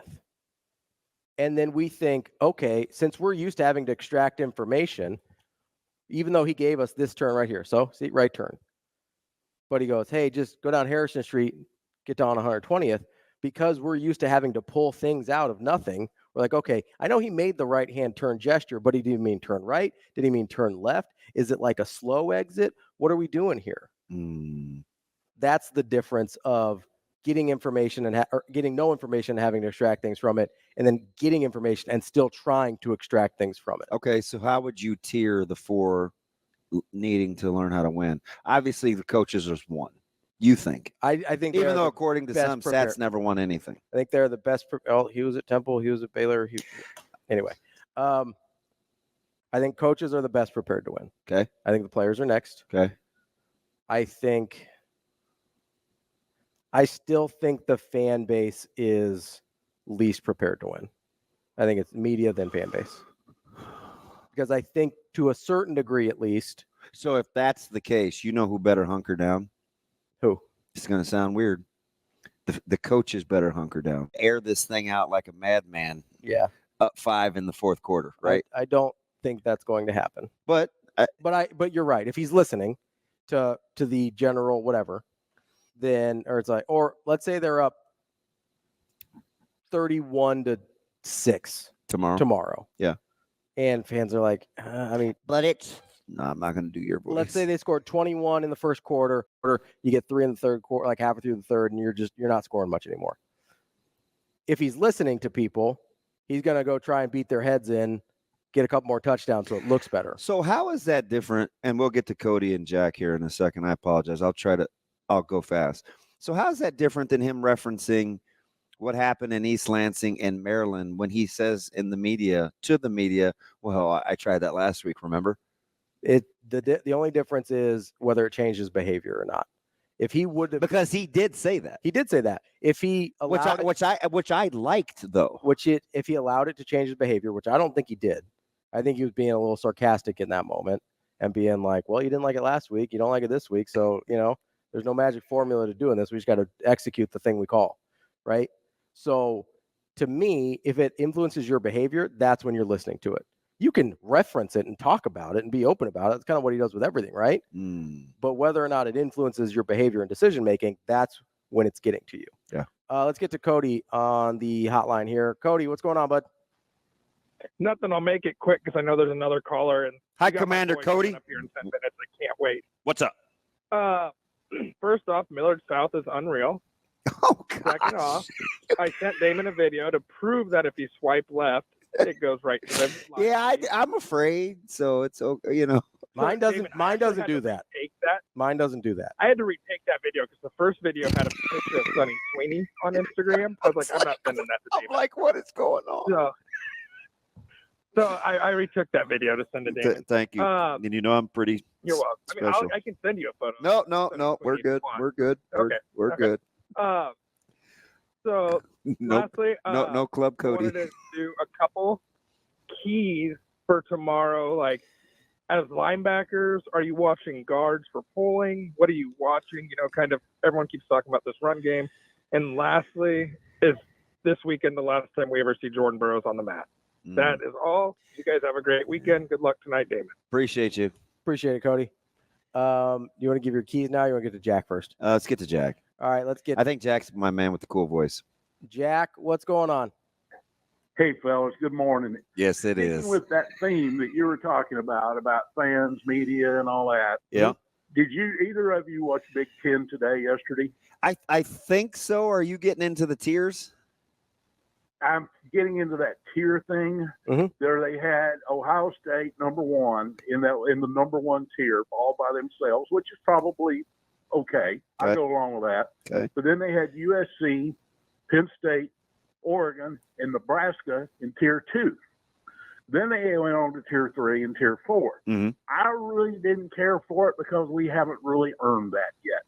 So are you traumatized as a fan, Jack? Am I what? Are you traumatized as a fan? Like you don't want to embrace? No. Okay.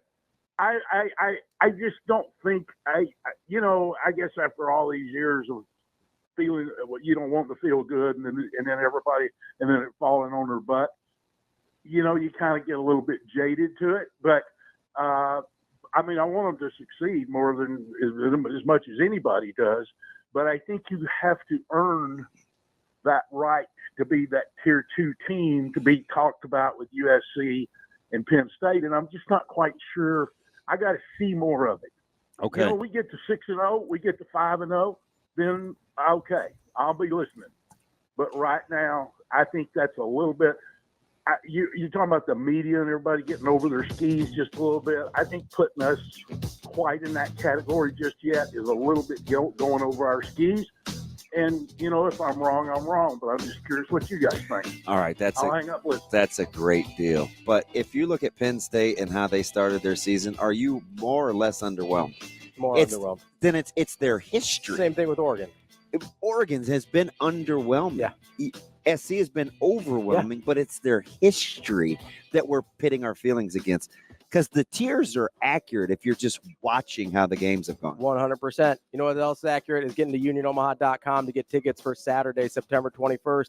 It is Oktoberfest night. Make sure you get out to Warner Park. Unionomaha.com is where you can get tickets. Kicking off hour number 3 here on Hurrdat Sports Radio, AM 590, ESPN Omaha, ESPN Tri-Cities, KFOR in Lincoln. Got to tell you about Game Day Men's Health. It's a new premier health clinic in town, specializing in therapies such as testosterone replacement, peptides, vitamins, Botox if you need it, whatever you can think of for men's health, they've got you covered. And September is Prostate Cancer Awareness Month. Game Day is offering a fantastic offer to our listeners for a free PSA screening, which is included with a free testosterone test as well. Do you know your numbers?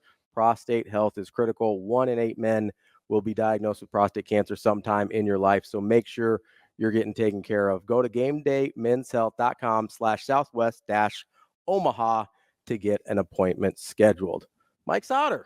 Do you need any injections in your lips? I don't think so. When he said Botox, I was like, guys get Botox? Apparently, they call it Brotox sometimes. Michael, Michelle. I could use some. You think I could use some? Well, yeah, you're a very joyful person, so you got some laugh lines, Yeah. That's how I think it's nothing says joy like Jerome I'm Sautter. like, every time he drops an F-bomb, I'm like, that's just happiness spewing out of his body. The greatest walk-off ever a couple weeks ago. I don't think. Man, F you. Door slam. I don't think people understand. Like, that's just my date. That's just how I talk. Yeah. Well, I It's understand. just kind of part of. It's not like a. Are you worried about your daughters picking up on your vernacular? I rarely, if ever, say that around them. It would have to. Well, that's a pretty good filter. It'd have to be a major. So you actually slip-up. do have a pretty good filter. You just mostly turn it off. Yeah. Okay, mostly. fair. Yeah. That's fair. Come by it honestly. That's what I do. Like on air and when I'm around my mom, I just like turn it off. there might be like some there's some times that I want to say it, like this morning when my daughter wasn't getting her clothes on for school, like her school clothes. It was close. Yeah. I imagine I would swear even more if I had children. Yeah. I don't think I could stop. Bryce Williams. I would constantly just be walking around. What the? By the way, Travis in the comments said, "Be nice to the grass man. Be nice to Mike, the grass man Sautter." You know what I was doing this morning before I came here? Edging? Yeah. Mowing? No. It was too wet because I measuring my backyard, like the square footage. Like I was out there with the tape and everything. Why? Because I need to buy some seed. In some communities, calling somebody a grass man means something else. Was that Travis S? Yeah. He's nuts. I mean, that too, I don't have a problem if you like teach their own, you know. If that's what you want to do. No Judgy McJudge call here. me. Wow. Yeah, and then I actually ripped up. I have. You got the hookup, Mike? In a It's called a connect. In a plastic bag and like a little sandwich bag, I do have like I pulled a little hunk of grass, so I know what. It's oregano. It's just oregano. I know the correct grass to buy when I go to the grass. When you go to the connect. So do you take it to the people and you say, "Hey, this is what kind of grass I have"? Yeah. This is what kind of grass I want. So I do have a bag of grass in my car. That is a baggie. That might be the most Jerome thing I've ever heard. That is so you. That's pretty extra about your yard. I'm just gonna be honest. I don't know if you know this. I'm pretty extra about my yard. I know, but I didn't. Like when I was a kid, the neighbor behind my parents' house, he would literally get down like on his hands and knees with little scissors to even out. Yeah, you're doing too much. The spots in his yard, and I was like, why? What's happening here? The kid was doing that? My barber, yes. The grass man, no. I did that like a couple years ago. Someone was talking about, oh, look, I sent him a picture of my yard. Oh, yeah, he's making fun of you. And I was like, they're like, you missed this spot. And I literally got scissors out. Serious 2 years ago. And he put that on social media. Yeah, you did that because you're spiteful, though. This was this man's regular activities. Yeah, I don't do that regularly. Like regularly. I think he had the, like the little like gardening knee pads that people get or whatever. Like he had the whole thing. He's out there. He had little like quadrants. That's a little aggressive. Like he had like little quadrants like stringed off with it was a whole thing. Wait, I have gone strung or string? String? Did you say stringed off? I said stringed off, yeah. Are you Bob Diaco with the string? A string? That was fun. That's not the strain you'd be talking about, though. Saying strain or strange? We're talking Sautter or Shay Shay? Oh, man, over here talking about red hairs. Anyway. So I got some more yard work to do today, is what I'm saying. Than my plan. Oh, is that what you call it? Yard work. What's the game this evening? I'm going to go to my daughter's soccer game at 5:30. First time I'm able to do that. Might be a good time.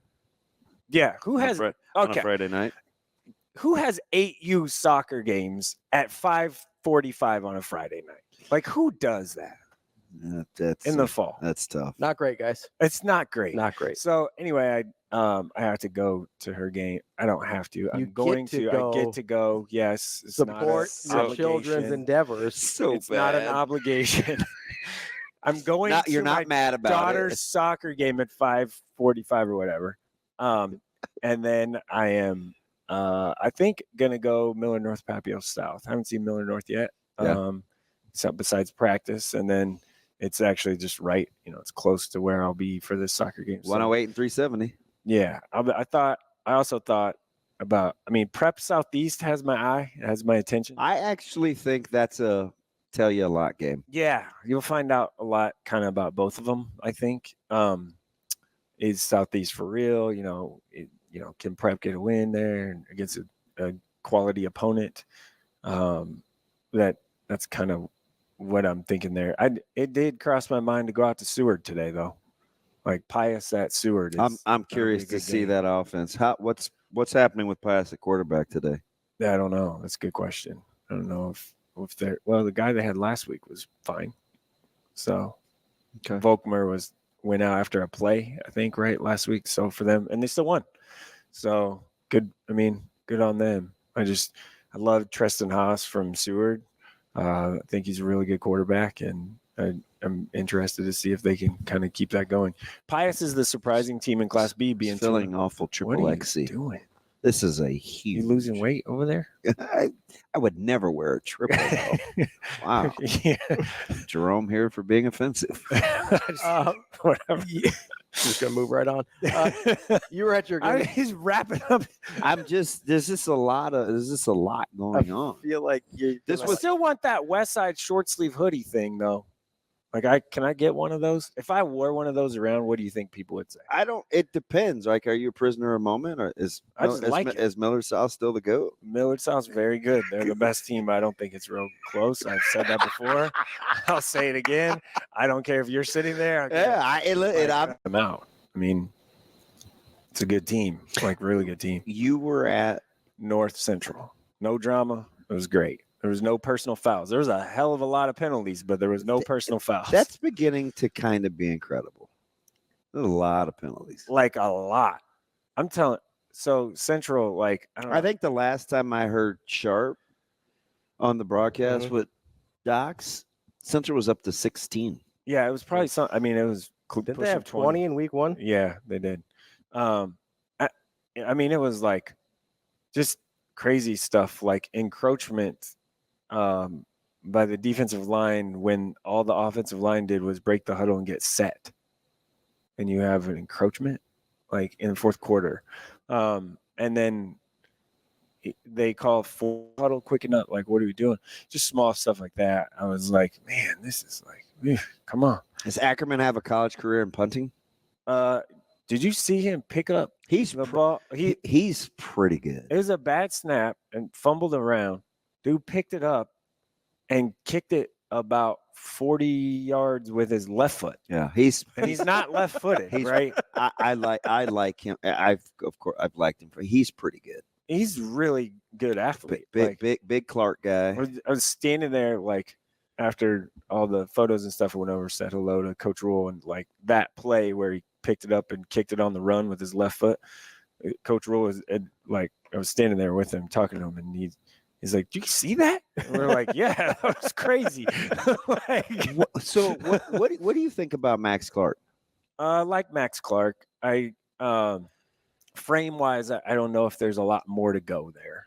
So that one is a little. That's a little. It's concerning. weird seeing a number 10 patrol the middle like that. Yeah. That's not a small guy like squatty Jason guy, Martin, because Jason Martin was one of my favorites. He's top 3 middle linebackers I've ever. He was just he's in the Bo Ryan. He was just 5'8" discussion or whatever, 5'10" maybe. Like, I think 5'10" is generous. That's all. He was just short. He was so good. Definitely in the Bo Ryan, Tommy Connolly. But back to him. But I mean, back to him. He's aggressive. He's physical. He's a leader. Like, there was one. I thought he was going to lose his mind on that personal foul, because that was not a. That was anyway. But there was a lot of penalties, and what was crazy was the most blatant penalty of the night. Like, wasn't called. It was a holding on a fourth. So that's kind of my thing, right? Because I was having flashbacks to when the PI got called in the end zone and then Darian scored, and we'll get to him in a second, against us. Like, that should have been a shutout. Mm-hmm. I'm cool with calls unless you get points out of it. Right. Yeah. And they got points out. And you know what I mean? Like, that was Torrey Pittman, outside of the fumble that he had to start, like, the second play of the game, he was pretty good. Like, he had an interception. That interception was fun. No, that was amazing. Although if that ball's, I'm not farther out. Yeah, I mean, if the ball's on, if the ball's where it's supposed to be, he doesn't make that. But play. he went up and mossed the kid. But going to get the catch was fantastic. So I mean, that's how I look at it as a coach. I'm not a fan, right? So I don't look at it as kind of fanning. I'm just like, the ball was behind him. Pittman made a good play. That's what DBs should do, because he's a really good player. Really good player. Was he 27? The DB that stole the show, though, was Darian Jones. Darian had a great like what didn't he do? He had the forced fumble. He had the pick. He could have had the pick six. He could have. Should have. Probably.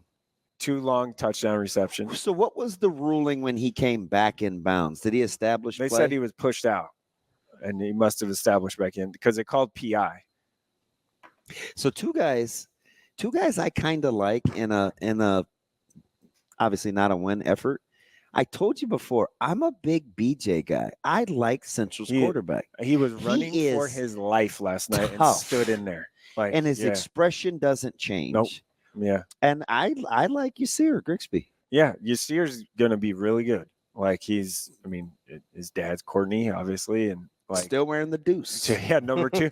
I got Shafe was there last night. I guess he's like, hey, who's outside or whatever. I go, well, Yasir Grigsby is just a freshman. He's going to be really good. That's Courtney's kid. I said, he goes, what number? I go, old. I said, he said, what number is he? I said, he's number 2, like his dad was. So my first thought was like, oh, Grigsby, there's another little brother. Nope, it's his son. Yeah. Listen, I'm telling you, a guy that is flying under the radar because of his size, but he is legit is Dortch. Yeah, he's little.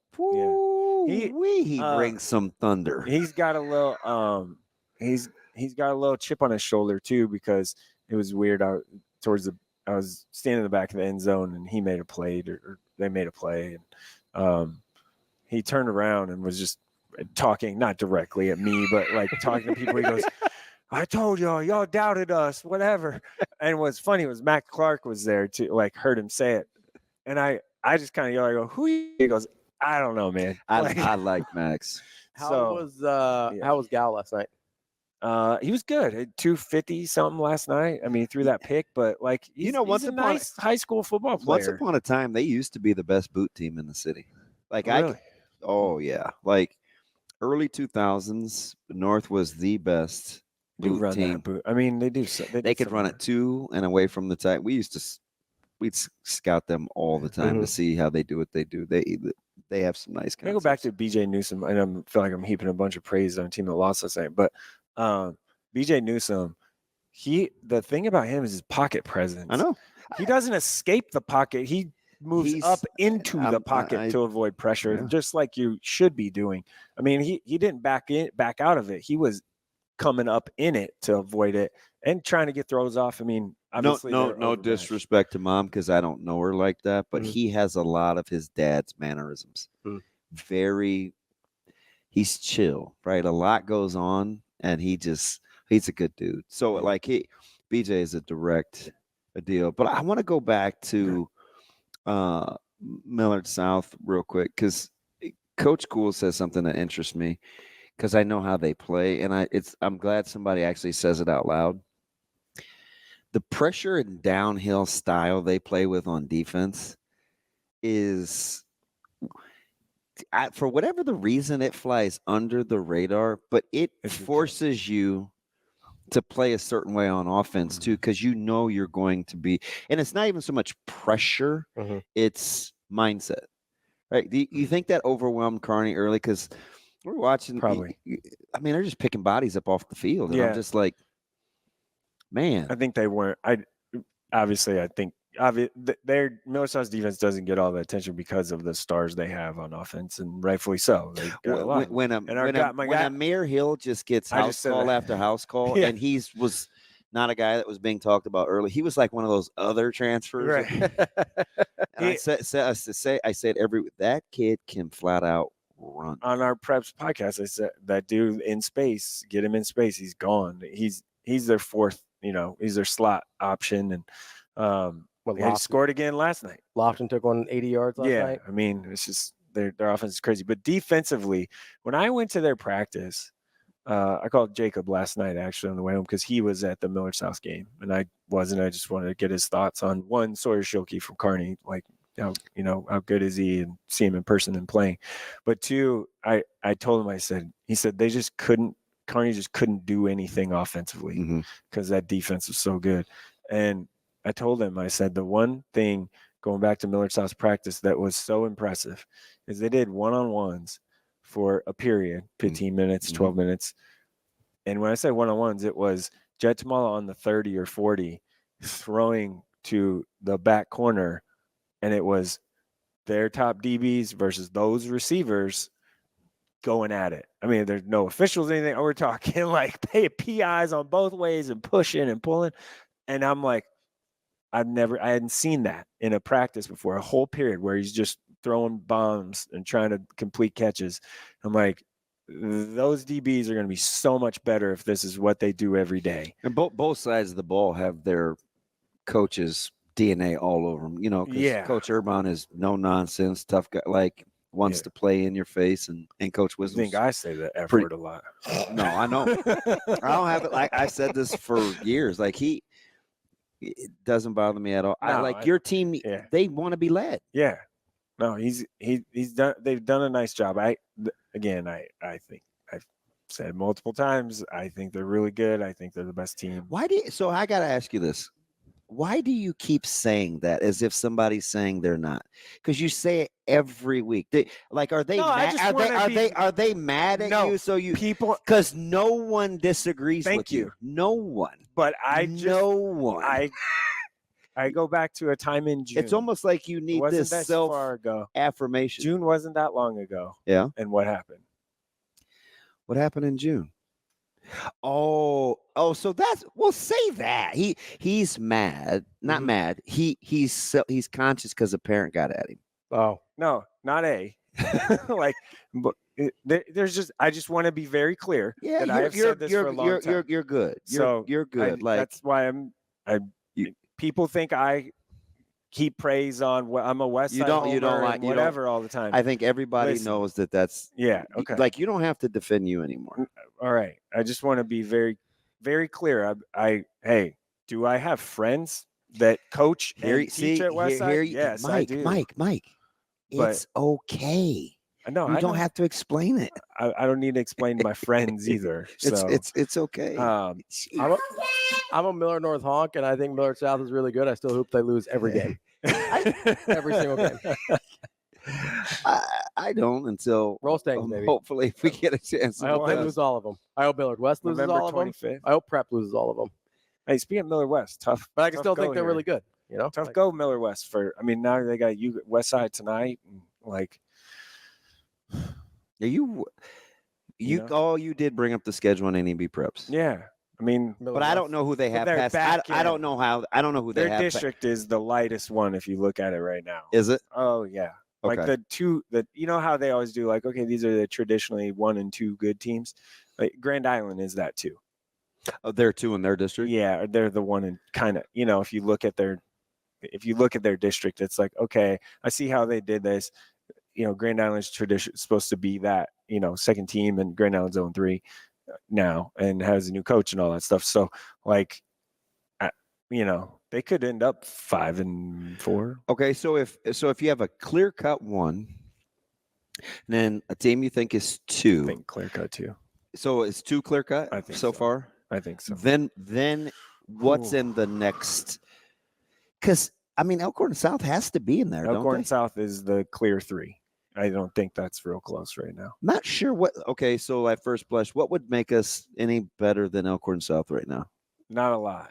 That's kind of what I think. So it's 1, 2, then 3. It's 1. It's 1, then 2 and 3's right there. Okay. Elkhorn South's run game is really there. This might be one of those years where seedings really matter. Are going to really matter. Yeah, like wild card points and stuff like that. And then I think it's a kind of a drop after, like a pretty significant drop after the 3 right now. The more you know. That's Mike Sautter from Hurrdat Sports and NEB Preps. That's DB. It's Ravi Lulla here for hating all the non-Miller North schools. We'll be back with more Hurrdat Sports Radio. Welcome back to Hurrdat Sports Radio, AM 590, ESPN Omaha, ESPN Tri-Cities. That's DB. We're also on KFOR in Lincoln. Can't forget about our friends in Lincoln. That's DB. I'm Ravi Lulla.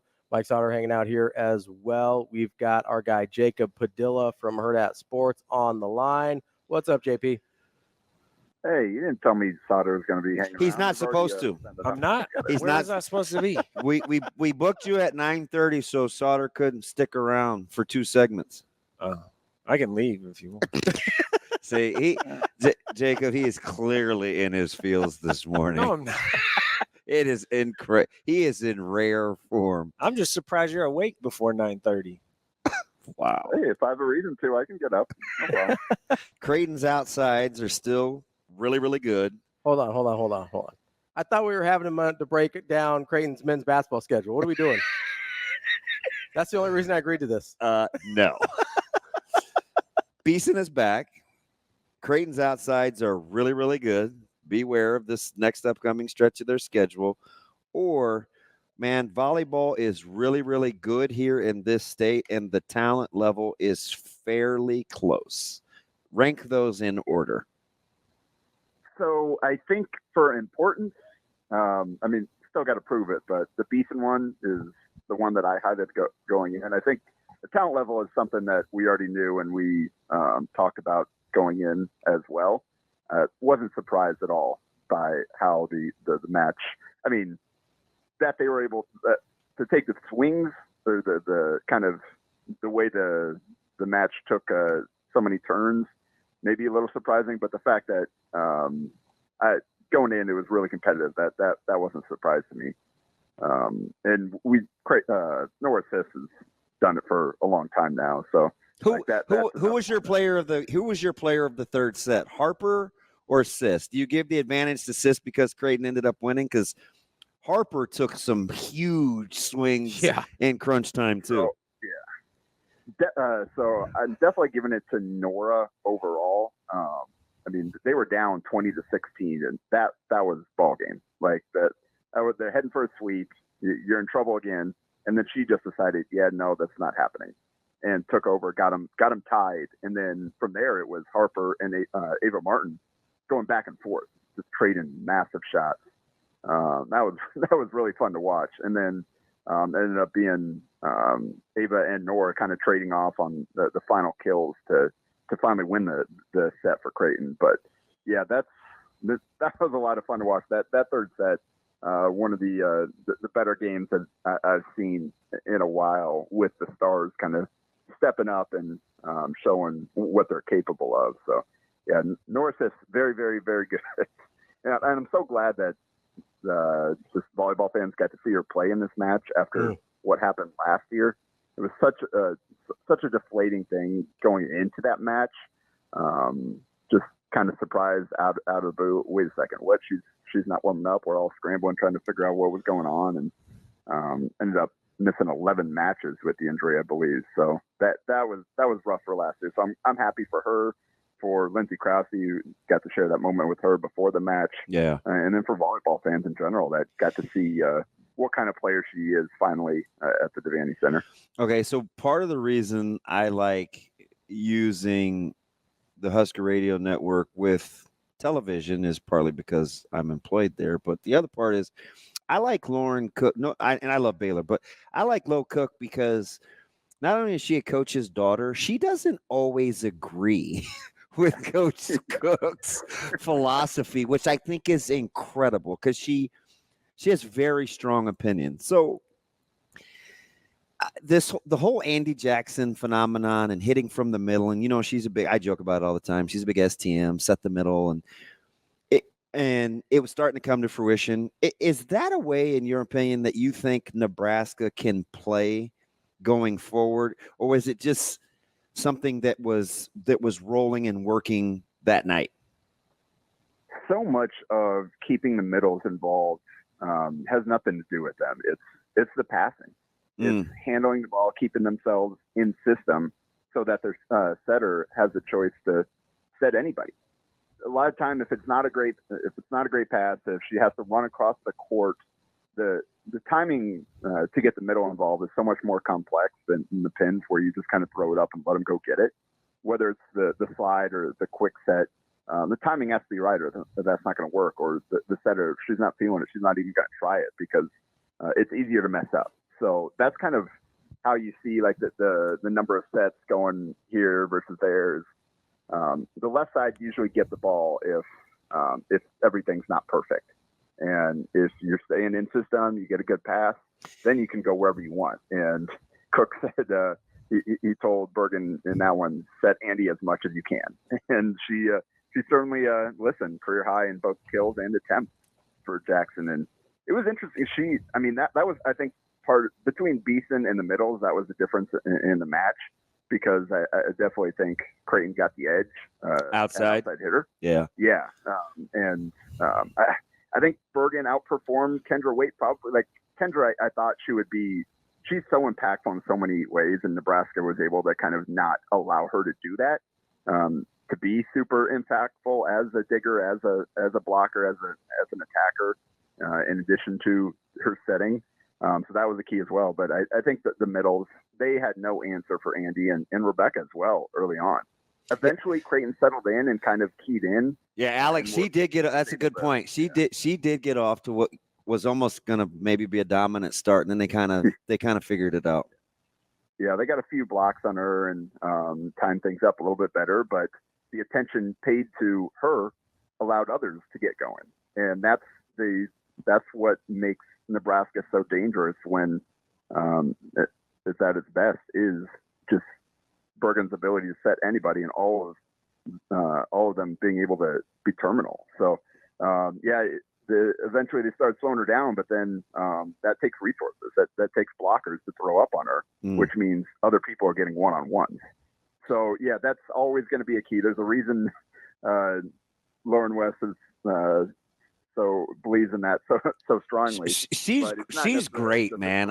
I like, she just kind of swims upstream. I enjoy her. Yeah, we got to work with Lauren for a bit at Hill Varsity. Had her write some stuff for us, and yeah, she's great. Nebraska's lucky to have the not just the team, but kind of everything around Nebraska volleyball. Like, I think it's a really good team. You got people that care about the sport, covering the program, and so it's. And she's quick. She's like, hey, why it's not a kill? Because the set was late. She has to give a half swing. Like, we're talking milliseconds here, but it is what it is. And I'm just like, yeah, what she said. You know what I mean? It's just like, she's really good.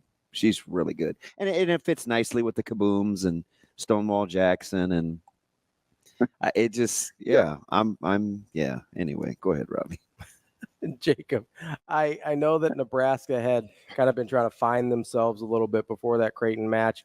They've only played one match since then, the 3-0 last night. Or no, excuse me, that was Arizona State, Long Beach State, my bad. Although Arizona State is better than people think. They played tonight against Arizona State for the first time since that match. Do you think having a lot of adversity like that in a match against a high quality marquee opponent can help kind of help them figure out who they are and who they need to be moving forward? Yeah, and that was big, especially after the way the SMU match went, to kind of turn around the other way and to face some adversity and power through and come out on the other end. And Cook mentioned it, just that was their first fifth game this season, and 5-gamers are always just so different than everything else, because the sense of urgency, the pressure is so much higher because it's such a short game. You come out and you fall behind early, it's really, really hard to get back into it. And that's what we saw for Nebraska's side. They came out and got off to a great start, and then Creighton was chasing the rest of the way and never found a way to slow them down. So that'll be big for them moving forward. Just that belief that, hey, we got into a fifth game against a top 10 team, and we really controlled that set from start to finish. Conversely, Creighton's looking at this like, gosh, we have a tough schedule coming up. We'll be right on par. Yeah, and that's Creighton fans are kind of why do we agree to this setup with not really getting a home match and going down here? But there is real value in continuing to play this series, even if Creighton hasn't found a way to break through just yet. Because you face Nebraska, like everybody else on your schedule isn't going to surprise you. Yeah. Like if you're able to go toe to toe with Nebraska, even if you don't come out with the win ultimately, you're going to feel pretty good about yourself going into any match you face this season. And I think Creighton continues to learn from this and plays a part in elevating their program, getting a chance to go play and against one of the best teams in the country and learning about yourself. And it happens early on the season. So now they've got some time to figure some things out, although no time to relax for either of these teams, because the non-conference the rest of the way for both of these teams is ridiculous. That's Jacob Padilla from Hurrdat Sports. We appreciate it as always, Jacob. We'll talk to you soon. All right. Thanks, guys. Thanks, JP. Matt Vrzal coming up next. Wrapping up the show and the week as we always do with Matt Vrzal here on Hurrdat Sports Radio. Matt, how are you this morning? I am good, boys. How you doing? Matty, I got a question after knowing you for 33 years. Yeah. Because I just listened to the Open for the first time, maybe ever. I heard a Vrzal. What does Matt say his last name is? Is it like Rayola? Like I don't know. I just call you Verge or Matty. What's the proper pronunciation? If you phonetically speaking, here we go. It is capital V, capital E, capital R, and then lowercase z, lowercase a, lowercase l, lowercase Vrzal. Yeah, Vrzal. Wait. Well, not as dumb as that sounded. That was Sautter. That wasn't me. You hit the first. I did. The You hit the F-bomb first. almost came out right there. It was like I had to stop myself. Because if you just pronounce it with what everybody calls me when they just say Verz, then you're just throwing all in the end. Okay. Verz all. Yeah. But yeah, there's Vrzal, Virgil, Vrzal. There's a lot worse things that I could Vrzal. call you, which is Vrzal. Yeah, I've never heard that one. That's my favorite one. Oh, you go out of town, and it's you don't ever want your name called for anything. You're just like, this is close enough. Hey, but you go up there with them Hanyaks up in the Northeast, that baby flows like water. They don't even hesitate. What is that? I'd just say, hey, jerk face. But hey, so Matty. Hey, Richard Head. You didn't return my phone call. Did you, Damon? Wow. Did you return my phone call, Damon? I did. I called you yesterday. I called him. Two days later. I called him the other day. If you think I got more than 24 hours to solve a problem, you crazy. Hey, you crazy. I called Damon Tuesday, and I still haven't got a call back. I text you I text you every day. Hey, Mikey, GFL, bud. GFL. Wow. Now. I feel like we're on the cusp of getting a dump button. He's in season. He's in season right now, Mikey. He's creating his own stress. Yeah, it's too busy. Oh, I see what you just did there. Hey, Mikey, lump of coal. We could start a diamond factory. We would be retired in about 3 days. Yeah. Everyone, put your lump of coal in this bag. If Damon hasn't called you back. Wow. And those babies come out pristine. Yeah. You guys good? Damon's looking around like, who's on my neck right now? I wish I cussed. Hey, DB. God dang it, Matty. What time are you going down tomorrow? What? What time are you going down tomorrow? I'm not sure. I mean, we're on it too, so I don't know. We'll see. Okay. Probably 11. I'm guessing. All right. But so let me ask you something, because Colorado obviously made some adjustments fitting in the run game. Were you surprised early on how they were just, because they played so much man to man, that Nebraska could just like motion them into run game? No, because hubris is a crazy, crazy thing. When you they 100% go into that game saying it's like the old days when you'd play different, bigger, better schools. These hicks cannot handle us. We are going to go in there and dominate this. Yeah, their lack of self-awareness was unreal. They were the only people in the world that didn't think that was going to happen. They had no idea what was coming. Hey, it's crazy. Hey, and that's, for me, not my pig, not my farm. You go handle your business your way, big dog. You're gonna have a lot of things. You have a lot of eye-opening experiences as you travel through this process. But we wish you all the best. How many times were they going to let in your Nebraska journey for success. run the same concept play over and over in that first quarter? But see, that's That's the most proud I've ever been of Satterfeld. Like, just keep doing that. Yeah. Just keep running it. I am not here to help you not be dumb. If you want to be dumb, I'm going to exploit that. I'm sorry. That's the game. Yeah.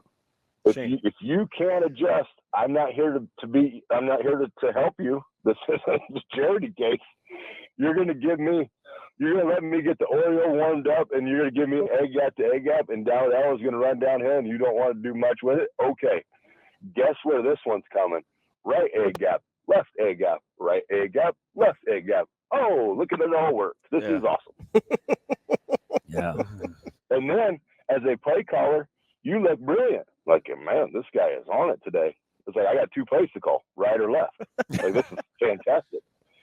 This 147 play sheet, I don't even have to look at it.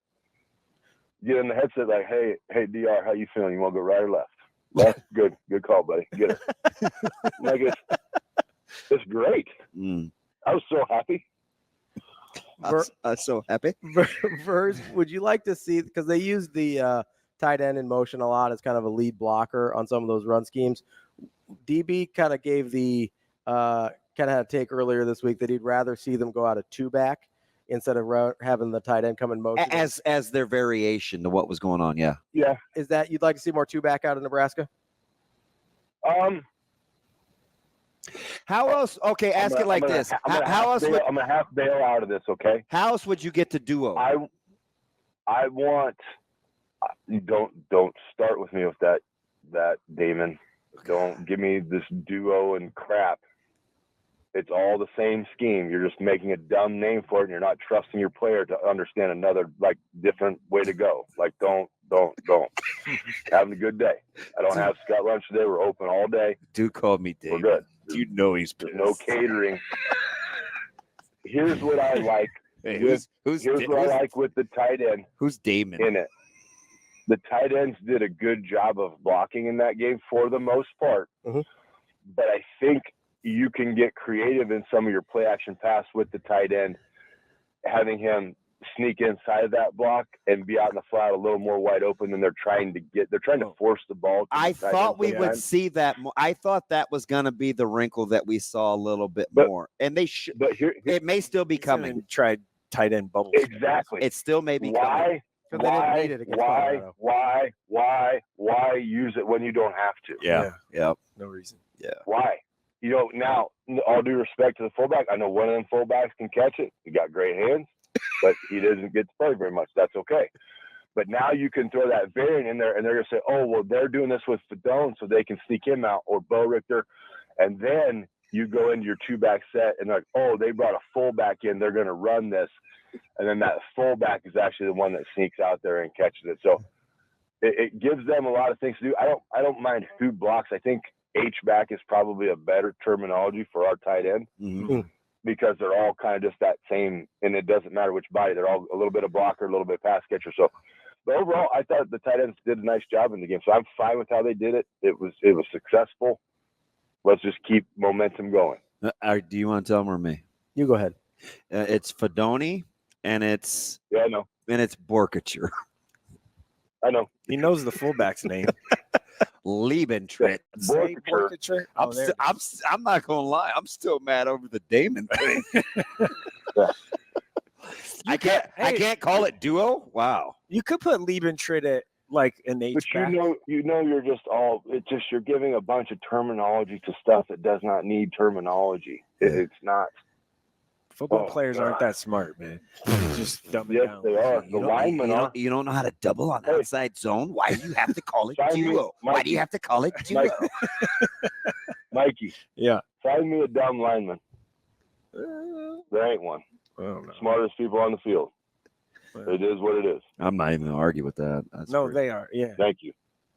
Rob Zadisk is way smart. You just mean offensive line, right? We don't care about your position.